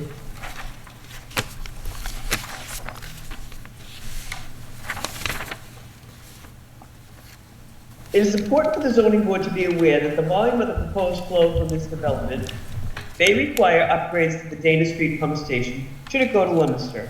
An evaluation of all pump stations along the route must be conducted. Mr. O'Brien has not submitted any such evaluation. Additionally, if flow is to go to the Fitchburg Sewer Commission has advised that the detailed calculations on the proposed wastewater flows and the details on the connection gravity pump must be provided to the city of Fitchburg. Same would be likely be true for the city of Leominster. Mr. O'Brien has not submitted any such evaluation. There are known surcharging issues in Fitchburg's wastewater collection system downstream of the Route 2A connection tributary to the Easterly wastewater treatment facility during wet weather events, which would likely be exacerbated by additional flow. Since Fitchburg is currently under a consent decree with EPA and Mass DEP, both entities would have to be notified prior to appeal, and the NPDES, and that's known as NIPDES permit, which means National Pollutant Discharge Elimination System permit, would have to be reviewed to ensure compliance. Finally, the intermunicipal agreement with the city of Fitchburg may need to be renegotiated as the gallons per day into the John Fitch Highway service line is limited to 151,000, and the additional flows from the new sewer services may likely cause the limit to be exceeded. The comprehensive management plan for the town of Lunenburg, originally completed in 2007 and updated in 2016, identified and evaluated the suitability of properties for continued long-term reliance on conventional, traditional on-site wastewater disposal systems. Through the CWMP process, areas of need have been refined to best define the most appropriate areas for off-site wastewater management due to the inability of the soil to accommodate conventional septic systems. The proposed project is not located within an identified area of need, and this project would severely restrict the ability of the town to extend sewer areas to the areas of need. The Commission wishes to emphasize that there are connection fees that the Lunenburg Sewer Department is required to pay to the city receiving flow in accordance with intermunicipal agreements. The connection fees charged by the Lunenburg Sewer Commission cover these costs and help cover the maintenance and operational costs of the town of Lunenburg. Therefore, these fees should not be waived. In accordance with the local and state regulations, for all new connections to municipal sewer where proposed flows exceed 15,000 gallons per day, the proponent must provide 4 gallons of 1,1 II infiltration and inflow for every gallon per day of wastewater flow to be discharged. If there are not sources of infiltration and inflow, which at the discretion of the Commission are appropriate for removal at the time of the permit, a monetary fee may be required. The revenue generated from the capacity fee shall be used toward the reduction of the infiltration and inflow through studies to identify II or remediation of known sources of II. This fee will be based on peak design flows and current treatment and transportation costs. This fee is contractual and cannot be waived as it is required by intermunicipal agreements with Leominster and Fitchburg. In addition to the connection fees, the applicant will be assessed a privilege fee for 50% of the most recent betterment assessed to the town for each connection. Please refer to the attached sewer extension regulation, section 10.06. Should Mr. O'Brien submit a further conceptual plan that will allow the commission to provide substantial, meaningful comments to the zoning board, we ask that it is forwarded for the commission's feedback. In addition to that,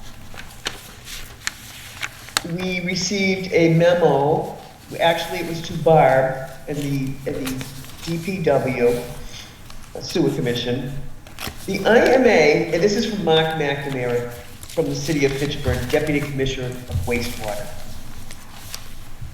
The IMA does allow for 151,000 gallons per day of monthly average flows through the Route 2 connection.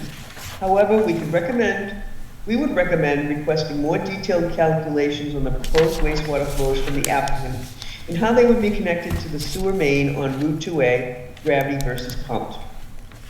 The additional proposed flows would put Lunenburg very close to their allotted limit, as stated below, and does not appear that the flows provided were peak on max day, which should be considered. It does not appear that average daily flows are currently a concern. However, there are known surcharging issues in the city's Fitchburg wastewater collection system downstream of the Route 2A connection tributary to the easterly wastewater treatment facility during wet weather events, and would likely only be increased if additional flow was added to the system. They are recommending or requesting detailed flow metering for at least for the last 3 years at the Route 2A connection so that the measured peak flows can be evaluated and correlated with surcharging events, along with any information on properties in Lunenburg fronted by sewer and tributary to the Route 2A connection currently not connected on septic. That would likely request connection to the town system and flow to Fitchburg's via Route 2A as a result of septic system failure.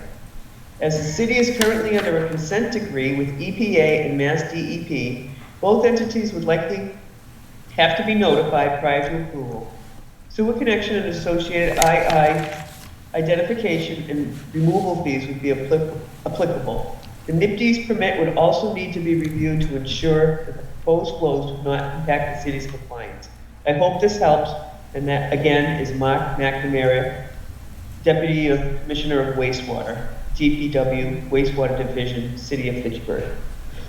Excuse me. Subsequent to that, today I received another memo, also from the Sewer Commission, an addendum. After additional conversations with the Sewer Commission's contract for operations and maintenance of the pumping and lift station, we have additional concerns to those previously sent to the ZBA on January 6, 2023. In the previous memo, we had stated concerns with the Fitchburg connection and the limited capacity and necessary federal and state involvement with permitting. After our conversation with our contractor yesterday, the following concerns were discussed, involving both the connections and engineering work to connect to sewer through Leominster, in addition to the issues with installing a low-pressure system and moves toward incorporating green technology. Pump station upgrades necessary to serve Pondview Commons. Mass Ave pump stations 2 and 3. These pump stations are nearly at capacity.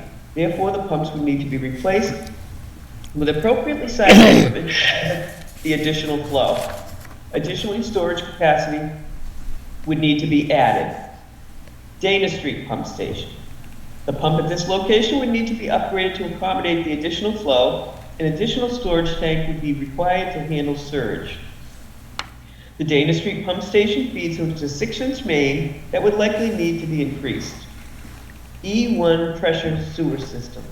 The only plan is yet received as a marked-up photo of the proposed system, and the applicant advised Environmental 1, E1, is designing the system low-pressure line. The contractor has significant concerns regarding the proposed design of E1 is proprietary and must be serviced by the manufacturer. According to him, in the event of a failure, pump must be sent out to be repaired, and the town would have to pay a rental fee for the replacement while it is being repaired. Additionally, due to the proprietary nature of the equipment, he would be unable to work this equipment. Finally, he had concerns regarding connecting this equipment to existing line. Green requirement. The Board of Selectmen are currently considering a proposal that would require 100% of the town's electricity consumption to be supplied and generated by renewable resources of energy by and after 2035. Therefore, any new pump stations required must be constructed to meet this standard. Of course, the value of peer review done by an engineering firm familiar with both gravity and low pressure systems will likely highlight these issues, and more cannot be performed without a more complete conceptual plan of the intended sewer infrastructure, which the commission has yet to review. And that's all, Mr. Chairman. Thank you, Lisa. You're welcome. Okay, and with that, I think maybe I should turn it over to town council.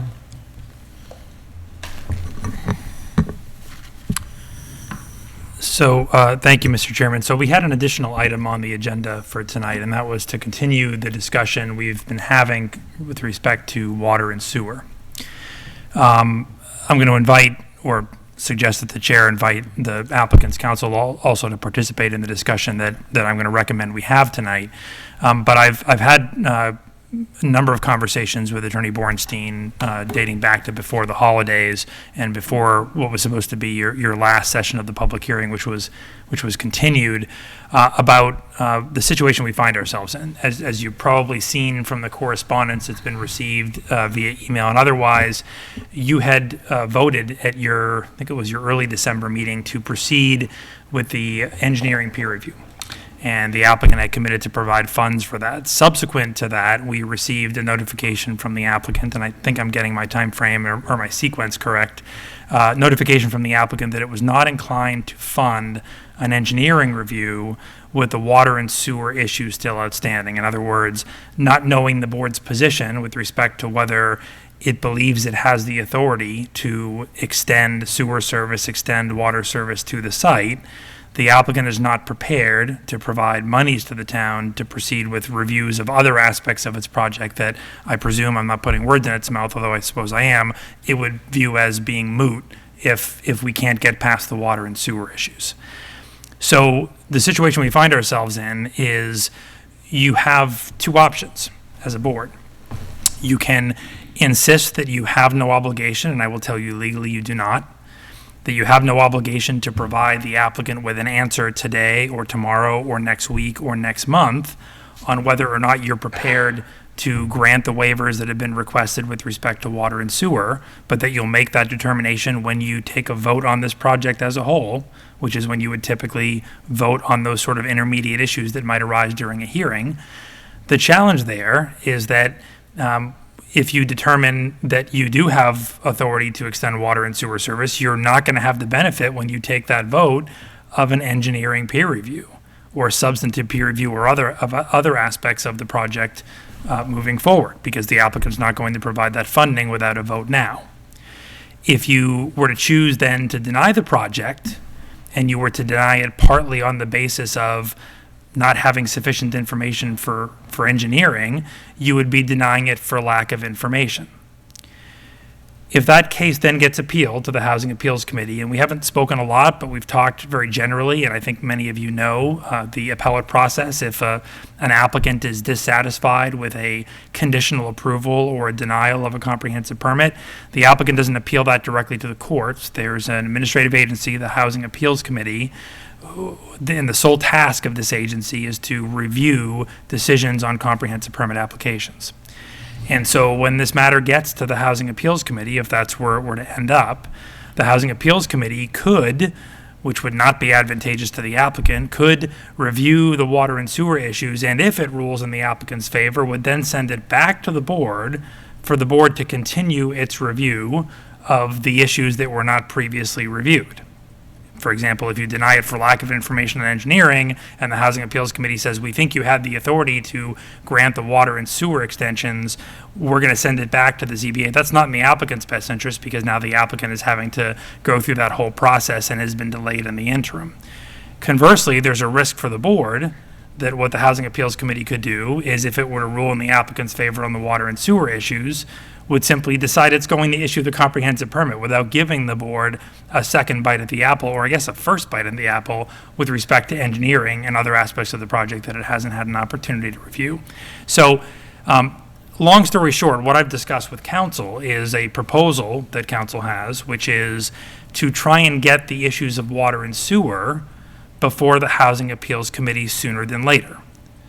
Now, of course, they wouldn't need to go before the HAC if you determine that you have the authority. So what this means is you need to take that intermediate vote sooner than later on the water and sewer issues, and specifically on the waivers that have been requested, giving authority to the applicant to extend water and sewer service to the site. What the applicant would do in exchange for a commitment by the board to take that vote sooner than later, so it knows where it stands, is if that vote is a no vote, that you don't believe you have the authority and you're not going to extend that service and you're not going to grant that waiver, the applicant would grant, and again, I don't want to put words in the applicant's mouth, but council can confirm, would grant effectively a stay of these proceedings. We'd hit the pause button with respect to these proceedings. You would reserve the right to review other aspects of the project, but what would happen is we would get to the HAC in the interim and present the water and sewer issue to the HAC. Now, the challenge with this process is that it doesn't exist in statute, it doesn't exist in regulation, it simply doesn't exist. I've not done it this way before. I know Attorney Bornstein well. He's worked on many 40B projects. He represents to me, he's not done it this way before. There is a question as to what the HAC will do with this intermediate, the legal term that would be used as sort of interlocutory appeal, this appeal before the full decision is rendered.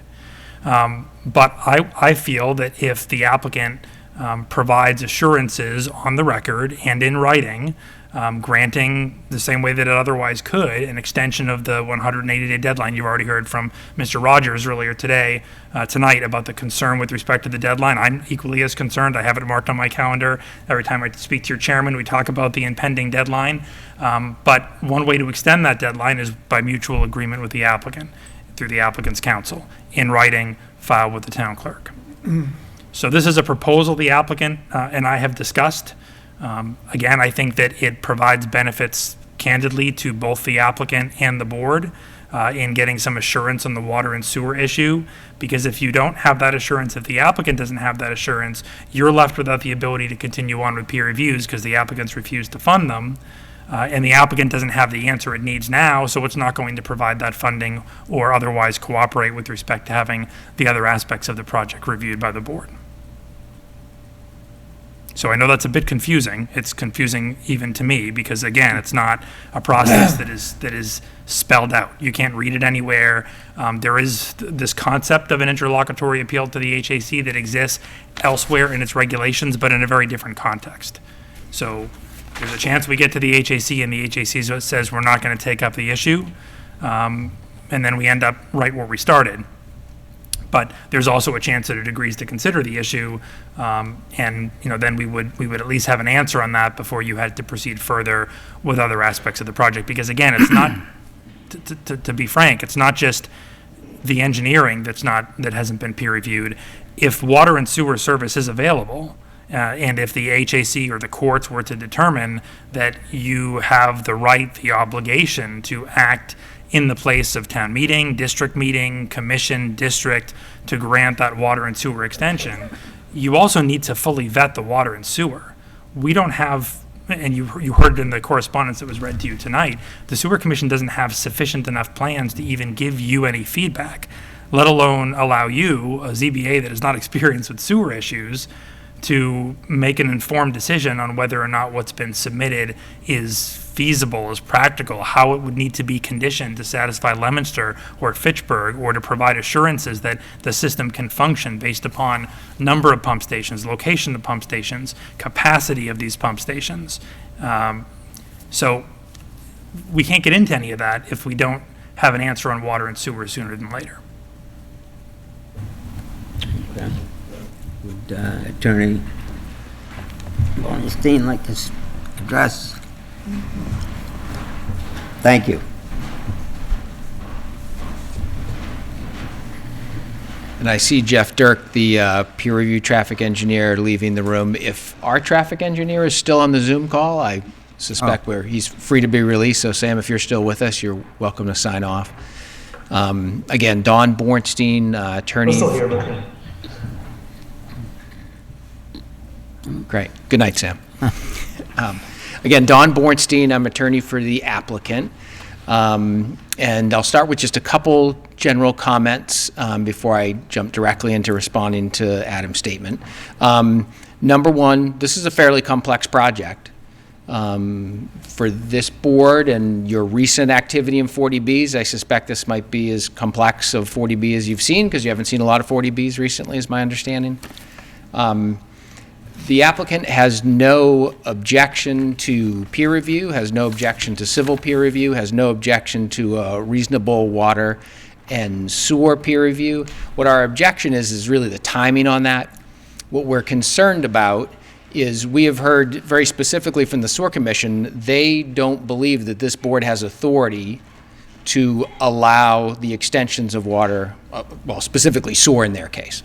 The comments I've heard from this board so far is that you also doubt your authority under 40B to do that, to grant us extensions and forego, and have us forego town meeting vote or water district vote. So we seem to be at an impasse as to, we're asking you to do something, you seem to be reluctant to believe you have the authority to do that. Sewer Commission appears to definitely believe you don't have that authority. They've written you a couple memos saying that. What we're not prepared to do is to do all that hard work and expense of the civil peer review, that detailed review, the types of plans that now we understand certainly the Sewer Commission is after. They've explained some of that in their memos. Mr. O'Brien has been to several meetings, I believe, of the Sewer Commission, has also been to several meetings of the Water District Board to understand the types of things they would need. So we're willing to provide those things as part of the peer review of this project. What we don't want to do is go to the time and expense of doing all those things through that hard work, and then we get to the end of the process and you tell us, thanks for coming, thanks for all that information. You submitted 250 pages at the beginning of the project. You submitted another 400 pages because we asked you to do the peer reviews. But sorry, we can't do the thing you asked to do anyhow. Thanks for all that paper, but we really don't need it because we never even get to that because we don't have authority to do the thing we're asked. So that sort of leaves us both in a little bit of an impasse. We're in a little bit of a catch-22 in this project. How do we proceed? I mean, general attorneys would say if we come to an impasse, we just all sue each other. That's not exactly what I'm proposing here. So I propose some sort of, and I haven't necessarily laid out exact details to Attorney Costa, but I have suggested that what we could do is we could respect the fact that you disagree with what the limits of your authority are, and that the Sewer Commission disagrees with the limits of the authority of this board. And the Water District, I don't think they've taken a firm position, at least they haven't communicated to us as whether they agree or disagree that this board has the authority, but we could respect that. We believe you do. We believe the state law says that you do. Adam and I have both presented to this board a little bit of where we're coming from on our two different positions on that. But we respect each other's positions. We take those positions. We agree to pause this process, and we put that question in front of the authority that can answer it for us, for both of us, give us clarification. I've said before, without water and sewer, we don't see how this project proceeds without an extension of those utilities. So it's been a critical question. I think on the very first night, one of the first things I think I said to this board in this project was that water and sewer are critical issues. So I saw two threshold issues to this project, sort of headline or threshold issues. One was whether there was adequate capacity in the roadway system that would allow for this project. I think tonight, at least in my mind, that issue has been relatively put to bed. The other threshold issue is whether this board can grant extensions of water and sewer with dispensing with votes of town meeting and votes of the water district. That issue, I think we're in an impasse. But what I'm proposing is that we have, in essence, an agreement or stipulation. The board finds what I suspect you're going to find, which is you don't think you have the authority to do that. And we have a stipulation to bring that question to an authority that can give us an answer on it. And with that, we agree to things like you get that this thing returns to this board once that question is answered, and you have adequate time to do the things that I know you want to do, which is make sure you get peer review of civil engineering, make sure you get peer review of sewer and water, that you get input from the commission and the water district on those things, and that when you actually go to substantively vote in this project, you have all the information you need. We want you to have that information. We just want to get our answer on the board's authority first, so we don't get to the end of this process and then find out we've got an answer we don't like. And I think that's a reasonable way to proceed. Okay. Thank you. So you're saying we want to pick out this one, say, legal piece, and you would like us, exactly how do we do that? Some sort of straw poll? Because we can't really take a vote on that. Yeah, no, and I would even suggest that, and I don't know that this is something that could be done fully tonight. I think it's important to get feedback and understanding from the board and where the members are coming from on it. But I think if we have direction of that concept, which is let's take this we have a legal impasse with each other, let's take that, let's pause what we're doing now, let's get an answer on that thing, then Adam and I have to write something up. And what I would expect is that the board would make a finding about your, I'm assuming, lack of authority to do the thing we're asking you to do. And then with that, there would be a stipulation of, well, what process do we use to work that out? And that process would give you some agreements, some guarantees that the project would return back here once that legal issue is figured out, and you'd get some adequate time and the peer reviews or whatnot you wanted to be able to figure that out once the legal issue is dealt with. And I think Adam and I probably need to write that up in a, not a lengthy, but a detailed document that lays it out. And Mr. Chairman, maybe I can add a bit of a few of my thoughts to that as well. And I generally concur because, again, Attorney Bornstein and I have had these conversations. So I'm looking at the waiver list that was submitted with the application for the comprehensive permit. And waivers 2 and 3, 2 related to sewer, 3 related to water. And each of them cited to the provisions in the case of sewer, cited to the sewer bylaw and this designation of a sewer service area. In the case of water, it spoke or cited to the special act. And so after citing the bylaw for the sewer service area, the statement made by the applicant was, the property is apparently located outside of the town's sewer service area. To the extent the sewer bylaw and or the sewer regulations could be interpreted to prohibit or burden the applicant's connection of a sanitary sewer to the municipal common sewer for purposes of providing sewer service to the property, the applicant requests a waiver from the requirements of the same. So that's a waiver request from what would otherwise be a town meeting vote to expand the sewer service area. So that's one of the waiver requests that's before you. With regard to the special act, here's a statement by the applicant, very similar. The property is apparently located partly or entirely outside of the town's water district.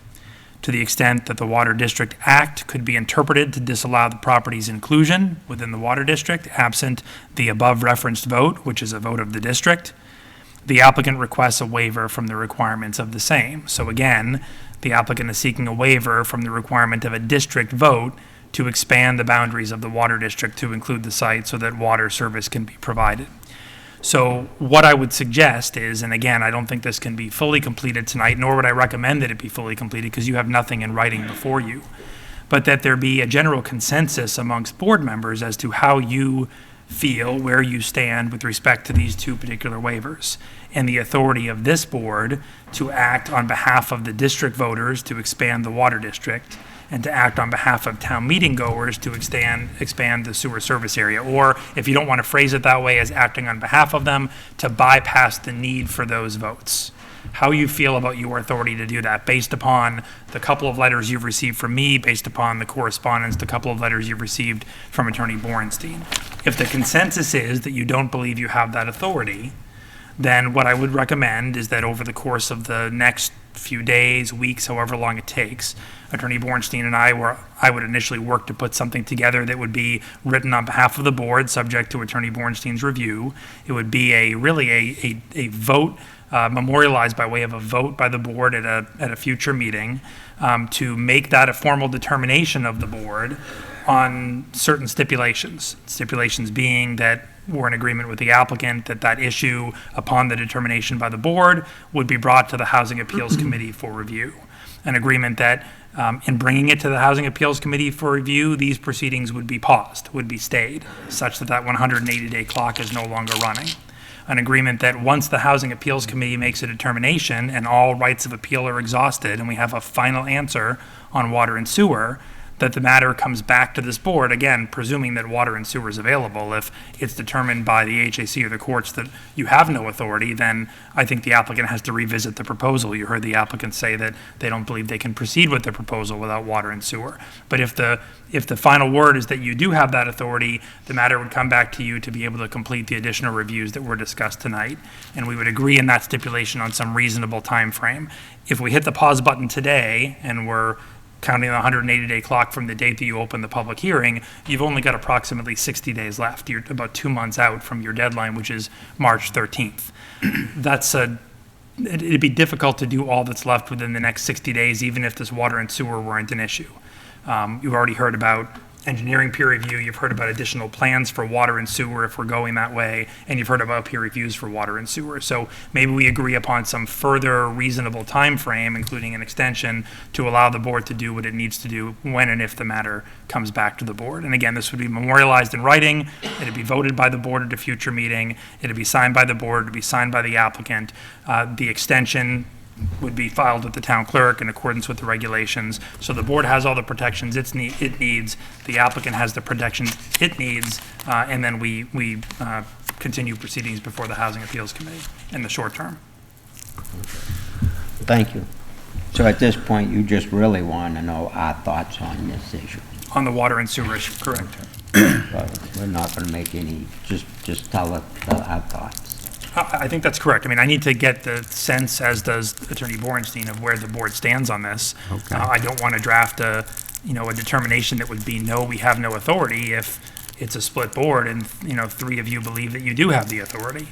Conversely, this is a non-issue. If you think you have the authority, or a majority of you think you have the authority, then this may be a non-issue and we can proceed. Okay. I should point out, too, that the 5 seated members for the ZBA, the 2 alternates are at the end. So this would, when we do vote, this would be the 5 members. But we're not going to vote, so I just want to point out that... 4 out of the 5. Dave's not here. Oh, yeah. Well, Dave was on Zoom earlier, I thought. Oh, okay. Okay. So I guess if you want, I'll start then. I have a question. Does it not enter into it that the water district has voted twice that they do not want to expand? They don't have the capacity. They don't have, with other problems that they're facing with pollution into Hickory Hills and setting up other things, they don't have the financial capacity, they don't have other things. Does that not enter into what the considerations are here? So let me attempt to address that first, and then certainly through the chair, the applicant's counsel can do so as well. So I think the question, I know the question that I'm asking the board to contemplate tonight is whether you believe you have the legal authority to, again, and I want to choose my words carefully because I know that Attorney Borenstein and I disagree on how I've phrased it. I've phrased it as whether you have the authority to act on behalf of either the district voters for the water district or town meeting goers with respect to the sewer service area. Attorney Borenstein drew a distinction, I think it's fair to say, between that terminology and some of the language of the Housing Appeals Committee, which says not so much that you're acting on behalf of the voters, but that you're bypassing that requirement because under the 40B scheme you can do so. But regardless of how you phrase it, that's the question, the legal question, whether you believe you have the authority to do that as a zoning board of appeals. To override what the district has voted and said, no, we have the authority to override. They're saying no, they don't want it? Correct. The applicant's position is that it doesn't matter what the water district says. The applicant's position, and again, I'll allow, Attorney Bornstein can correct me if I'm mistaken here. I don't want to be speaking for the applicant, but I've read the applicant's papers. My understanding of the applicant's position is that it doesn't matter necessarily what the water district says or necessarily what the sewer commission says about its position on extensions, because that authority under Chapter 40B and the accompanying regulation is vested in the Zoning Board of Appeals.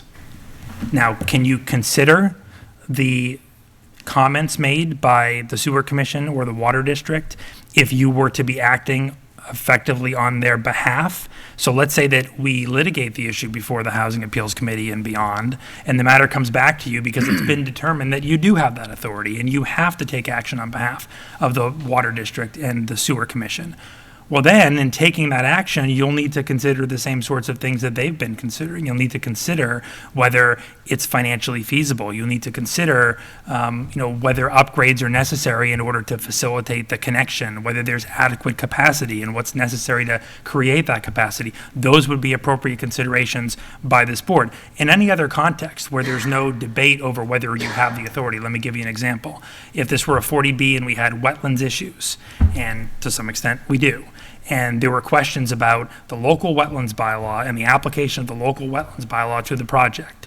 Well, this board stands in the shoes of the Conservation Commission in applying the local wetlands bylaw. So how do you do that? You're a zoning board, you're not particularly familiar with wetlands issues. Well, you get familiar with them and you seek guidance from your Conservation Commission as to what its concerns might be. And you attempt to address those concerns, balancing those concerns with the 40B rules, which state that only under certain circumstances can you deny a project. So you rely upon the expertise of the Conservation Commission, but ultimately the buck stops with you. You're standing in their shoes. Would Mr. O'Brien be financially responsible to fund that for us?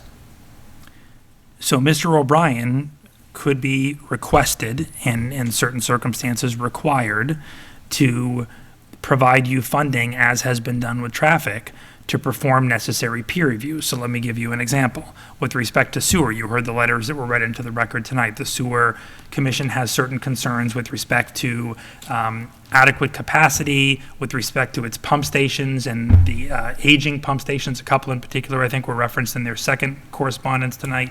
So you could, as part of a peer review funded by the applicant, ask a qualified consultant about the condition of those pump stations, what the effect would be of the additional flow caused by this development, what upgrades or mitigation might be necessary, and then engage in that conversation with the applicant. What if he refuses to fund it?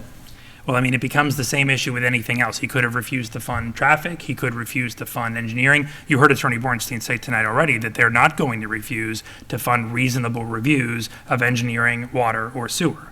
Now, we all may disagree on what reasonable is, but you've heard that stated tonight.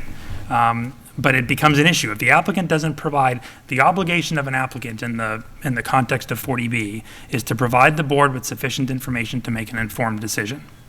And so most applicants, and again, I know Attorney Bornstein well, I'm sure he's advising his client, are going to provide the board with the peer reviews it needs, because if we get to the Housing Appeals Committee and I get before the presiding officer and say, we wanted to do an engineering peer review, we don't have a qualified engineer on staff, and the applicant refused. Same with traffic, same with water, same with sewer. We didn't have sufficient information to make a qualified, informed decision.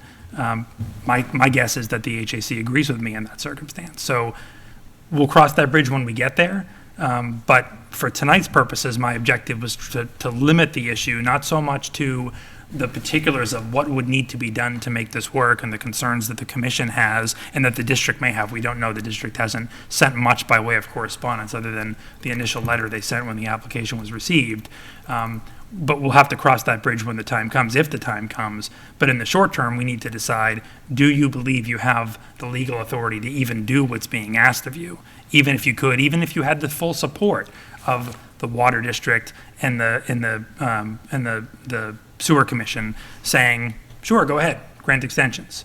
It would still be up to you to do it. Do you believe you have that authority? Thank you. Mr. Chairman, just a few thoughts. I'm not ready to make a decision tonight on what council's asking me to do or asking us to do. what I would like, I mean, I have my own personal opinion, but I'm not sharing that, not yet. I think partly what irked me is the engineering, and we're being strong-armed into saying, well, you know what, we're not going to pay for the engineering review until you make a decision on the sewer and water. What I'd like to do, and I had actually a question for council as well. Can this board go into executive council and talk with the select board, or can we talk amongst ourselves in a non-public meeting about the water and sewer? In executive session? Yeah. No. We cannot. You cannot. Okay. Second question. Regarding the water and sewer, so there's no executive session that we could have, but could we have, I think we would need another 2 weeks, for me personally. I mean, I think I know where I stand, but, you know, to like, just throw it on us tonight. And I think, here's the other question I have for you. Even if the hack does, you know, say one way or the other, at the end of the day, from all the case law that I've read, that, you know, the applicant's attorney has given us, as well as, you know, for reasons as to why they think that we do have the authority to act as the sewer commissioner and the water district. At the end of the day, the hack may have a decision, but it's the courts that will have the ultimate decision, correct? Correct. Okay. Correct, and that's a caveat. Again, I've discussed this at some length with the applicant's counsel, and I mean, that would be the idea, that neither party would be relinquishing any legal rights. So we would address or seek to have addressed the water and sewer issue to finality until we have a definitive answer. And that could be the HAC rules and rules in the applicant's favor and the town chooses not to appeal that further. That could be that the HAC rules in the town's favor and the applicant chooses not to appeal that further and the project goes away. It could be that one party or the other chooses to file a further appeal and to litigate the issue until there's a final decision. Because there are members on this board that, you know, have dealt with a 40 before where we've denied it and it's gone through the courts and it litigated for years. And I could see that this going down that path, if we decide that, you know, some people decide that, you know, we do have the authority and some folks decide that we don't have that authority, even regardless. So I'm just trying to figure out, I know what you're trying to do, but at the end of the day, the court will have the ultimate decision on whether the hack was correct or whether we were correct. So that statement is correct. And that, the reality is that statement's correct regardless of what we do at this stage of the process or what we do on March 13th. The idea of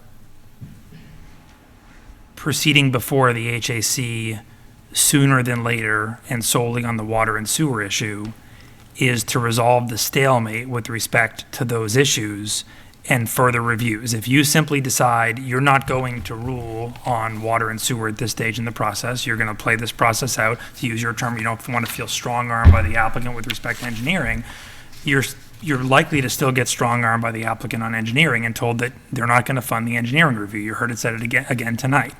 And so then you're in a difficult position moving forward as to, okay, what do? You then don't have an engineering review. You still have a deadline of March 13th. That doesn't change simply because the applicants refuse the review. So unless you're going to fund the review yourself, you're likely going to then, if you're of the opinion ultimately that you have no authority to extend water and sewer, you'll deny the comprehensive permit on that basis. You'll also deny it on the basis of lack of information for engineering. If we then get to the HAC, as opposed to doing it sooner as part of an interlocutory review, we then get to the HAC and we litigate initially the water sewer issue and you lose on that issue, the HAC is not known as being a particularly municipal-friendly forum. So there is a possibility that the HAC decides to simply not send it back to the board to consider the other aspects of the project that it never got the opportunity to consider. So that's the risk to the town. To be candid, I'm not telling the applicant or the applicant's counsel anything they don't know. So that's why it's beneficial to you to consider this stay of these proceedings while we get to the HAC sooner, on the issues of water and sewer. It's beneficial to the applicant because the applicant doesn't have that same uncertainty with respect to the long game, the decision it gets on March 13th. It could be a denial both on water and sewer and for lack of information, or alternatively have to put up tens of thousands of dollars now, not only for peer reviews, but to complete the very plans that it would need to submit on water and sewer to be peer reviewed. So there's a financial aspect to it that's beneficial for the applicant. Again, I don't want to speak for the applicant, but that's why it's a mutually beneficial approach, in my opinion, to this process. And that's why we're bringing it forward.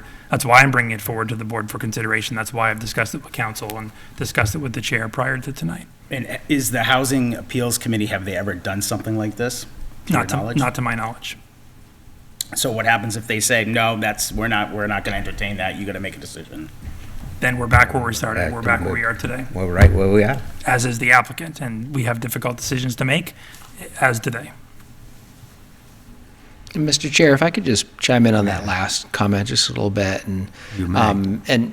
and I have explained to the board's counsel that I haven't had a situation exactly like this and brought it to the HAC, but I have brought interim appeals to the HAC before. I have brought sort of threshold questions to them in the past, and there's always been a willingness for the HAC to rule on that in the few instances where I've had that. Now, those instances are probably 10 to 12 years old, but I'm still expecting that the HAC would give guidance to the board and to the applicant on an issue like this.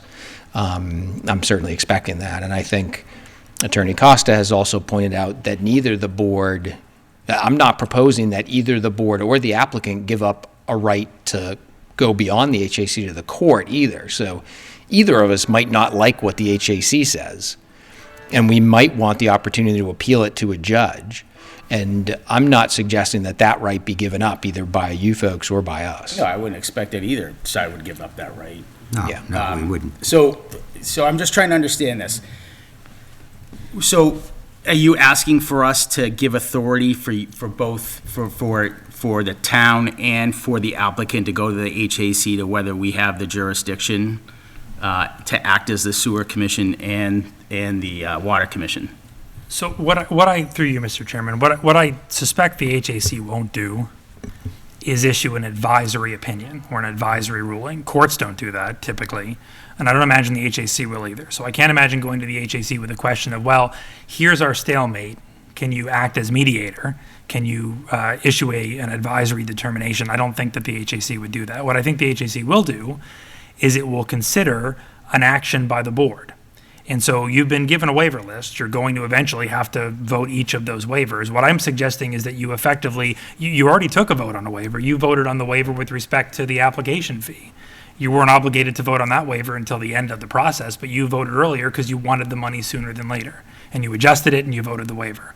I'm suggesting you vote on waivers 2 and 3 regarding water and sewer now, not this very moment, but sooner than later, this meeting, next meeting, that you vote on those 2 waivers. And if you vote that you're not going to grant the waivers, and the basis for that vote is that you don't believe you have the authority to grant those waivers, we then enter into a stipulation that pauses this proceeding so that that vote can be reviewed by the Housing Appeals Committee. So I think tonight what we're doing is, if we do it, we just give our thoughts on how we feel about this. And I don't see what 2 weeks from now is going to make any difference. We're still going to be sitting here in the same exact position that we're sitting in here tonight. My personal opinion is I want the 2 weeks to do more research and look at the case law to figure out whether we have the authority as the zoning, for me personally, to stand in for 7,000 or 8,000 registered voters as a town meeting and say, yes, we're gonna Right. give the sewer district up to Howard Street and then run 3.5 miles of water and sewer up there. That's a big decision. Correct. And I understand where we are, but I would say that I'm committed to make a decision 2 weeks from now. But I'm not doing it. I'm not ready to do it tonight. I can tell you that. Okay. Well, I don't think we're asking for a vote tonight. I don't Okay. think we're asking for... I think in theory, the concept motion, is a okay, vote. All but we're I- asking for is, I'll come out and tell you my thoughts.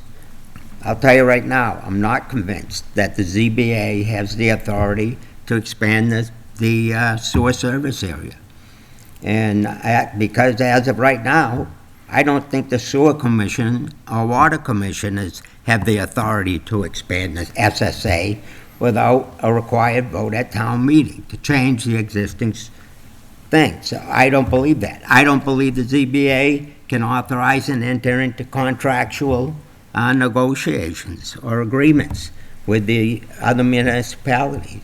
So Right. my thoughts are, at this point, I don't believe the ZBA has the authority. I also agree with you on that we can't tell Fitchburg and Leominster what they gotta do, what they have to accept, and what they have to put in for us in town, period. I think the only issue, I mean, the issue with Hack, and we all know that, is that it's you know, the affordable housing. Does that need outweigh, you know, the town's concerns? I mean, like, I think council said, it's oftentimes they're not friendly to the municipalities. I agree, but if they're not friendly when we bring this up, they're not gonna be friendly a month from now. It's gone, the Hack board isn't gonna change. But in my opinion, even 2 weeks from now, we've blown away 2 more weeks. Well, yeah, we said that a month ago when we wanted to have the civil engineering. That's why that's why we pressed the whole concept of the waivers and the fees, so that we could have the engineers, you know, do a professional review of the applicant's plans and come back to the board. And now we're at an impasse because the applicant is saying, no, I'm not going to pay those fees.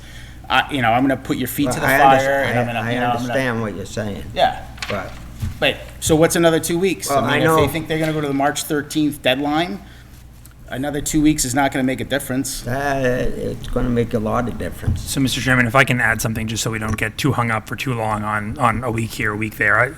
And again, I'll invite the applicant through you to interrupt me if I'm mistaken, but based on the conversations I had with Attorney Bornstein just yesterday, and told him about your upcoming agendas 2 weeks from now, which I understand you have 2 matters on the agenda, Correct. and then your 2 meetings in February, you know, I indicated to him that, you know, if we could get something together for 2 weeks, we'd do our best, and, you know, his words were effectively, you know, a couple weeks here, there doesn't make a big difference. So he's not pressing us, we're not getting pressure from the applicant, we need this done in 2 weeks. What I was thinking, and maybe I still do, I've heard from one member that maybe isn't prepared to act tonight. I was just looking for a consensus tonight, because what I don't want to do, I don't want to come to your next meeting with a draft that I've prepared myself and I've been working with the applicant to negotiate, that is based upon a determination that you have no authority, if the consensus of the board is that you have authority. So I just need I need a sense of the board. If you're not ready to give me a sense tonight, then maybe you can give me a sense in 2 weeks, and then I'll come to the meeting 2 weeks later with something in writing. But it's really, this is sort of a 2-meeting process. Meeting 1, I get a sense of the board and you tell me what it is you want me to draft, and then meeting 2, you get to see what I've put together and drafted and vetted with applicant's counsel. So I don't care what those 2 meetings are. They can be tonight and 2 weeks from now, tonight and 4 weeks from now, 2 weeks from now and 4 weeks from now, really whatever is convenient for the board and whatever board members are comfortable with. Mr. Coster, if the board has a consensus on January 23, which is our next meeting, would it be possible for the board to delegate to the chairman the authority to enter into the agreement on behalf of the board? So the answer is that yes, it would be. You always have the authority to delegate I'll call it a ministerial task, something that doesn't require too much discretion to, let's say, the chair. What I would say, however, is that we're about to embark upon litigation that minimally is going to be a few months and maximally is going to be a lot more than that. I would rather not set down that path without knowing that I've had the full membership of the board look clearly at the full language of whatever stipulation, whatever decision it's making and stipulation has been entered into, and is comfortable with it. I'd rather take the additional 2 weeks to get something in front of the full board, because 2 weeks now is nothing in the context of, a legal process and then a potential future remand for further proceedings by the board, and then potential future litigation. It could be a lengthy process. So a couple of weeks in the grander scheme of things, in my mind, doesn't make that much difference. So I think the first meeting in February would be February 8. Is that workable? I think we've got one the end of March. Sorry? March. So we have until Okay. March 16th to render a decision if we don't go with this proposal, correct? Yeah, but you March gotta 13th, get in No, I know. an awful lot. I know. Between now and then. I know. So just to be clear for the You'll record, have 6 weeks. to be clear for the record, you have until March 13th to close the public hearing. You then have an additional 40 days beyond the 13th to deliberate and file a decision ultimately with the town clerk. Pat? When you say 40 days, that's a Calendar couple days. meetings. Right. Yeah, 40 calendar days. Correct. I mean, for more complicated projects, I mean, I can think of a project I had a couple of years ago, a couple hundred units. We closed the public hearing and the board met 4 times over the course of 40 days because they needed to get it done. We met twice 1 week. So you can schedule special meetings for that purpose. If it takes that long to deliberate, you can seek extensions of that deadline, even the 40-day deadline from the applicant. So. Tony? Is Dave on Yeah. or not? Dave Black? Is Dave on? I don't believe so. I believe, as the chairman stated, that senior members of the board should be the ones to make that decision. Well, if David's not here, we may need your opinion. Well, if you were to ask me tonight, I'm not ready to make any sort of decision until I review all the materials. Okay. I'd be ready in 2 weeks to make a decision. Okay. Just, Then we will meet. I had a message from Lisa on the Zoom, said, Yeah, the 25th. make sure they don't continue to the 25th. Right. But even if we continue to the 25th and just have on this particular decision, I think would be worthwhile. Because I think extending it out any more than that is we're just, it's not necessary. Well, I don't know I mean, I've read the cases that he cited, and I agree. I mean, one was in a historical district, and the thing, another one involves some industrial, residential and industrial. There's different, I know. I've read all the cases. No, I know, but it comes down to what is a local board, Is the sewer commission and the water district considered a local board? It does, right, exactly. And what authority they have as a local board. So I agree. So if you feel that you need to do some more, I mean, I research, that's fine. Yeah, I mean, We can wait 2 weeks. I'd be willing in 2 weeks to make a decision. I mean, I just think that the applicant has some cogent arguments, especially with respect to the case law, in certain instances where, the court said, you do have the authority as the local board. But, it's a huge decision to sit ourselves in a town meeting. It's our decision, though. to Yeah, make- well, I understand He can that. say anything he wants. He No, I can say- understand. No, I understand. But it's, I wasn't prepared to make a decision about that tonight. Okay. So, but I will in 2 weeks, even if we have 2 other hearings. So. Mr. Chairman? We do have 2 other hearings scheduled for that night. I'd like to recant my statement. I believe I do not have the authority to override the waivers, because if it, to the districts, I think it's. Okay. So there's your straw vote. You got 3 and 1 abstention, I guess. Who? Me. Oh. Well, does anybody else want to speak? Thoughts, anything? I just would like to say to Mr. O'Brien that I'd appreciate when he goes to the Sewerage and the Water Commission to not say that he's been given the authority from the board to go there, because we have not given him. He has his right as a person to go there. As a developer, he has a right to research information, but he doesn't have the right to say that we gave him or our chairman gave him the authority. I would want to respond just briefly on that, if I may, Mr. Chair. Please. So I was not at the Water District or Sewer Commission meetings that Mr. O'Brien attended himself. My understanding of what he explained to those boards is that he asked this board if he could go there, and this board said that he could. At least those comments were made at the meeting, and I think the meeting videos would prove that out. I remember Mr. O'Brien saying, "Can I speak to these boards?" And the suggestion was made that he could. Now that is slightly different from this board sending Mr. O'Brien to those boards to seek their input. I don't see what the importance of that distinction is, but no disrespect was meant to this board or to those boards. It was an honest effort to collect information from them and to gather their opinions on this process. I have no problem with that, but don't come out and say that he was sent there by us. All right, we'll look to appreciate that distinction more in the future. So, Mr. Chairman, is the idea that the board will convene again on the 25th? Maybe we could schedule this for after your other 2 hearings for a limited discussion, 30 minutes, maybe less? Yeah. To just, at that point, not review any documentation, but just to get a sense of the board at the time, where you stand and whether a majority is in favor of either saying you do or don't have the authority on water and sewer.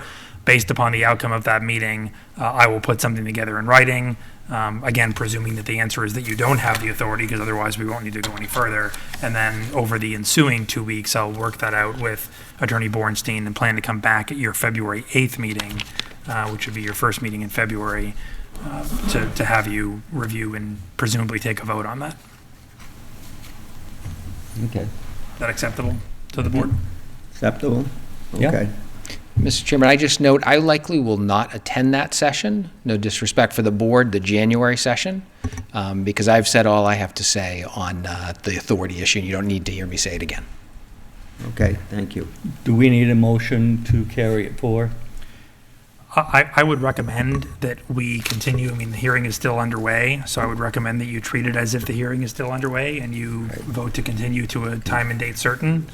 And you'll do the same thing on the 25th, continuing further to the... But we don't need a motion to authorize you to do what you have to do on... So my understanding is that the board, or at least the majority of the board, is not comfortable giving me that direction tonight and wants to mull things over for the next couple of weeks, review again the water and sewer memos from me and from Attorney Bornstein, and that board members will be better prepared to do that in 2 weeks. So just a regular motion to continue this Correct. to the next meeting. Okay, I'll make a motion to that effect, that we continue this meeting to a date as suggested, date and time as suggested. January 25th?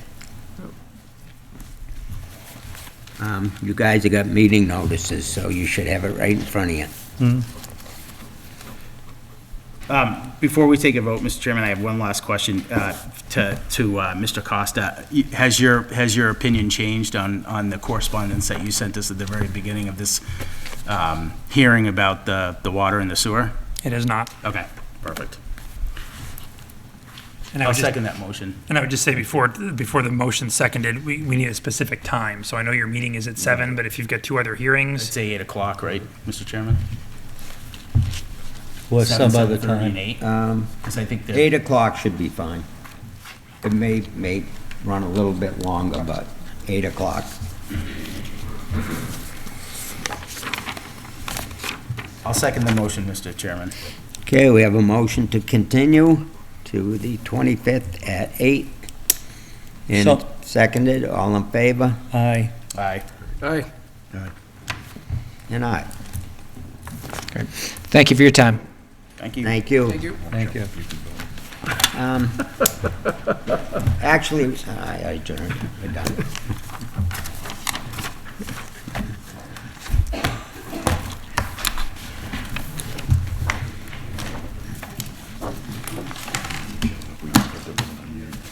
That's okay. That's fine with me. Do you want to accept a statement, a comment, or?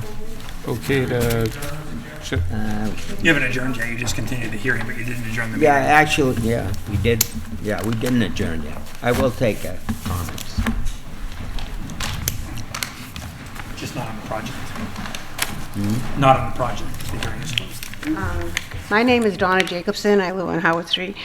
My house is really close to the road, and I have an artesian well right close to the road, and I'm just concerned that we get our water tested quite frequently, and it's very good. And if they're doing a lot of construction and that with the road, is it going to destroy the well water that's in front of our houses? I don't know how many other people have, the well right next to the road. And if they make it bigger and more traffic goes by, and there's going to be the gas and the oil and the stuff from the car and the salt, it'll be worse on the wells, that's all.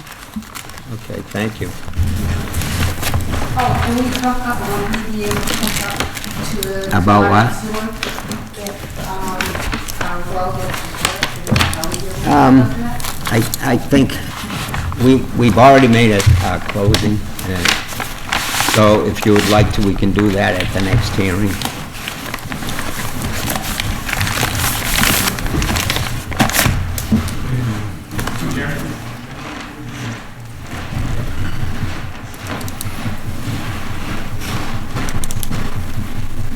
My name is Mark Bursch. I'm the chairman of the Board of Water Commissioners. And I'm just a little curious where the board gets the authority to make a decision for a separate government entity. We're a municipality, so I'm trying to question that. We haven't received any correspondence that has let us know that the zoning board has the authority to overrule the water district where it is set up through its acts of 1939 as a separate government entity.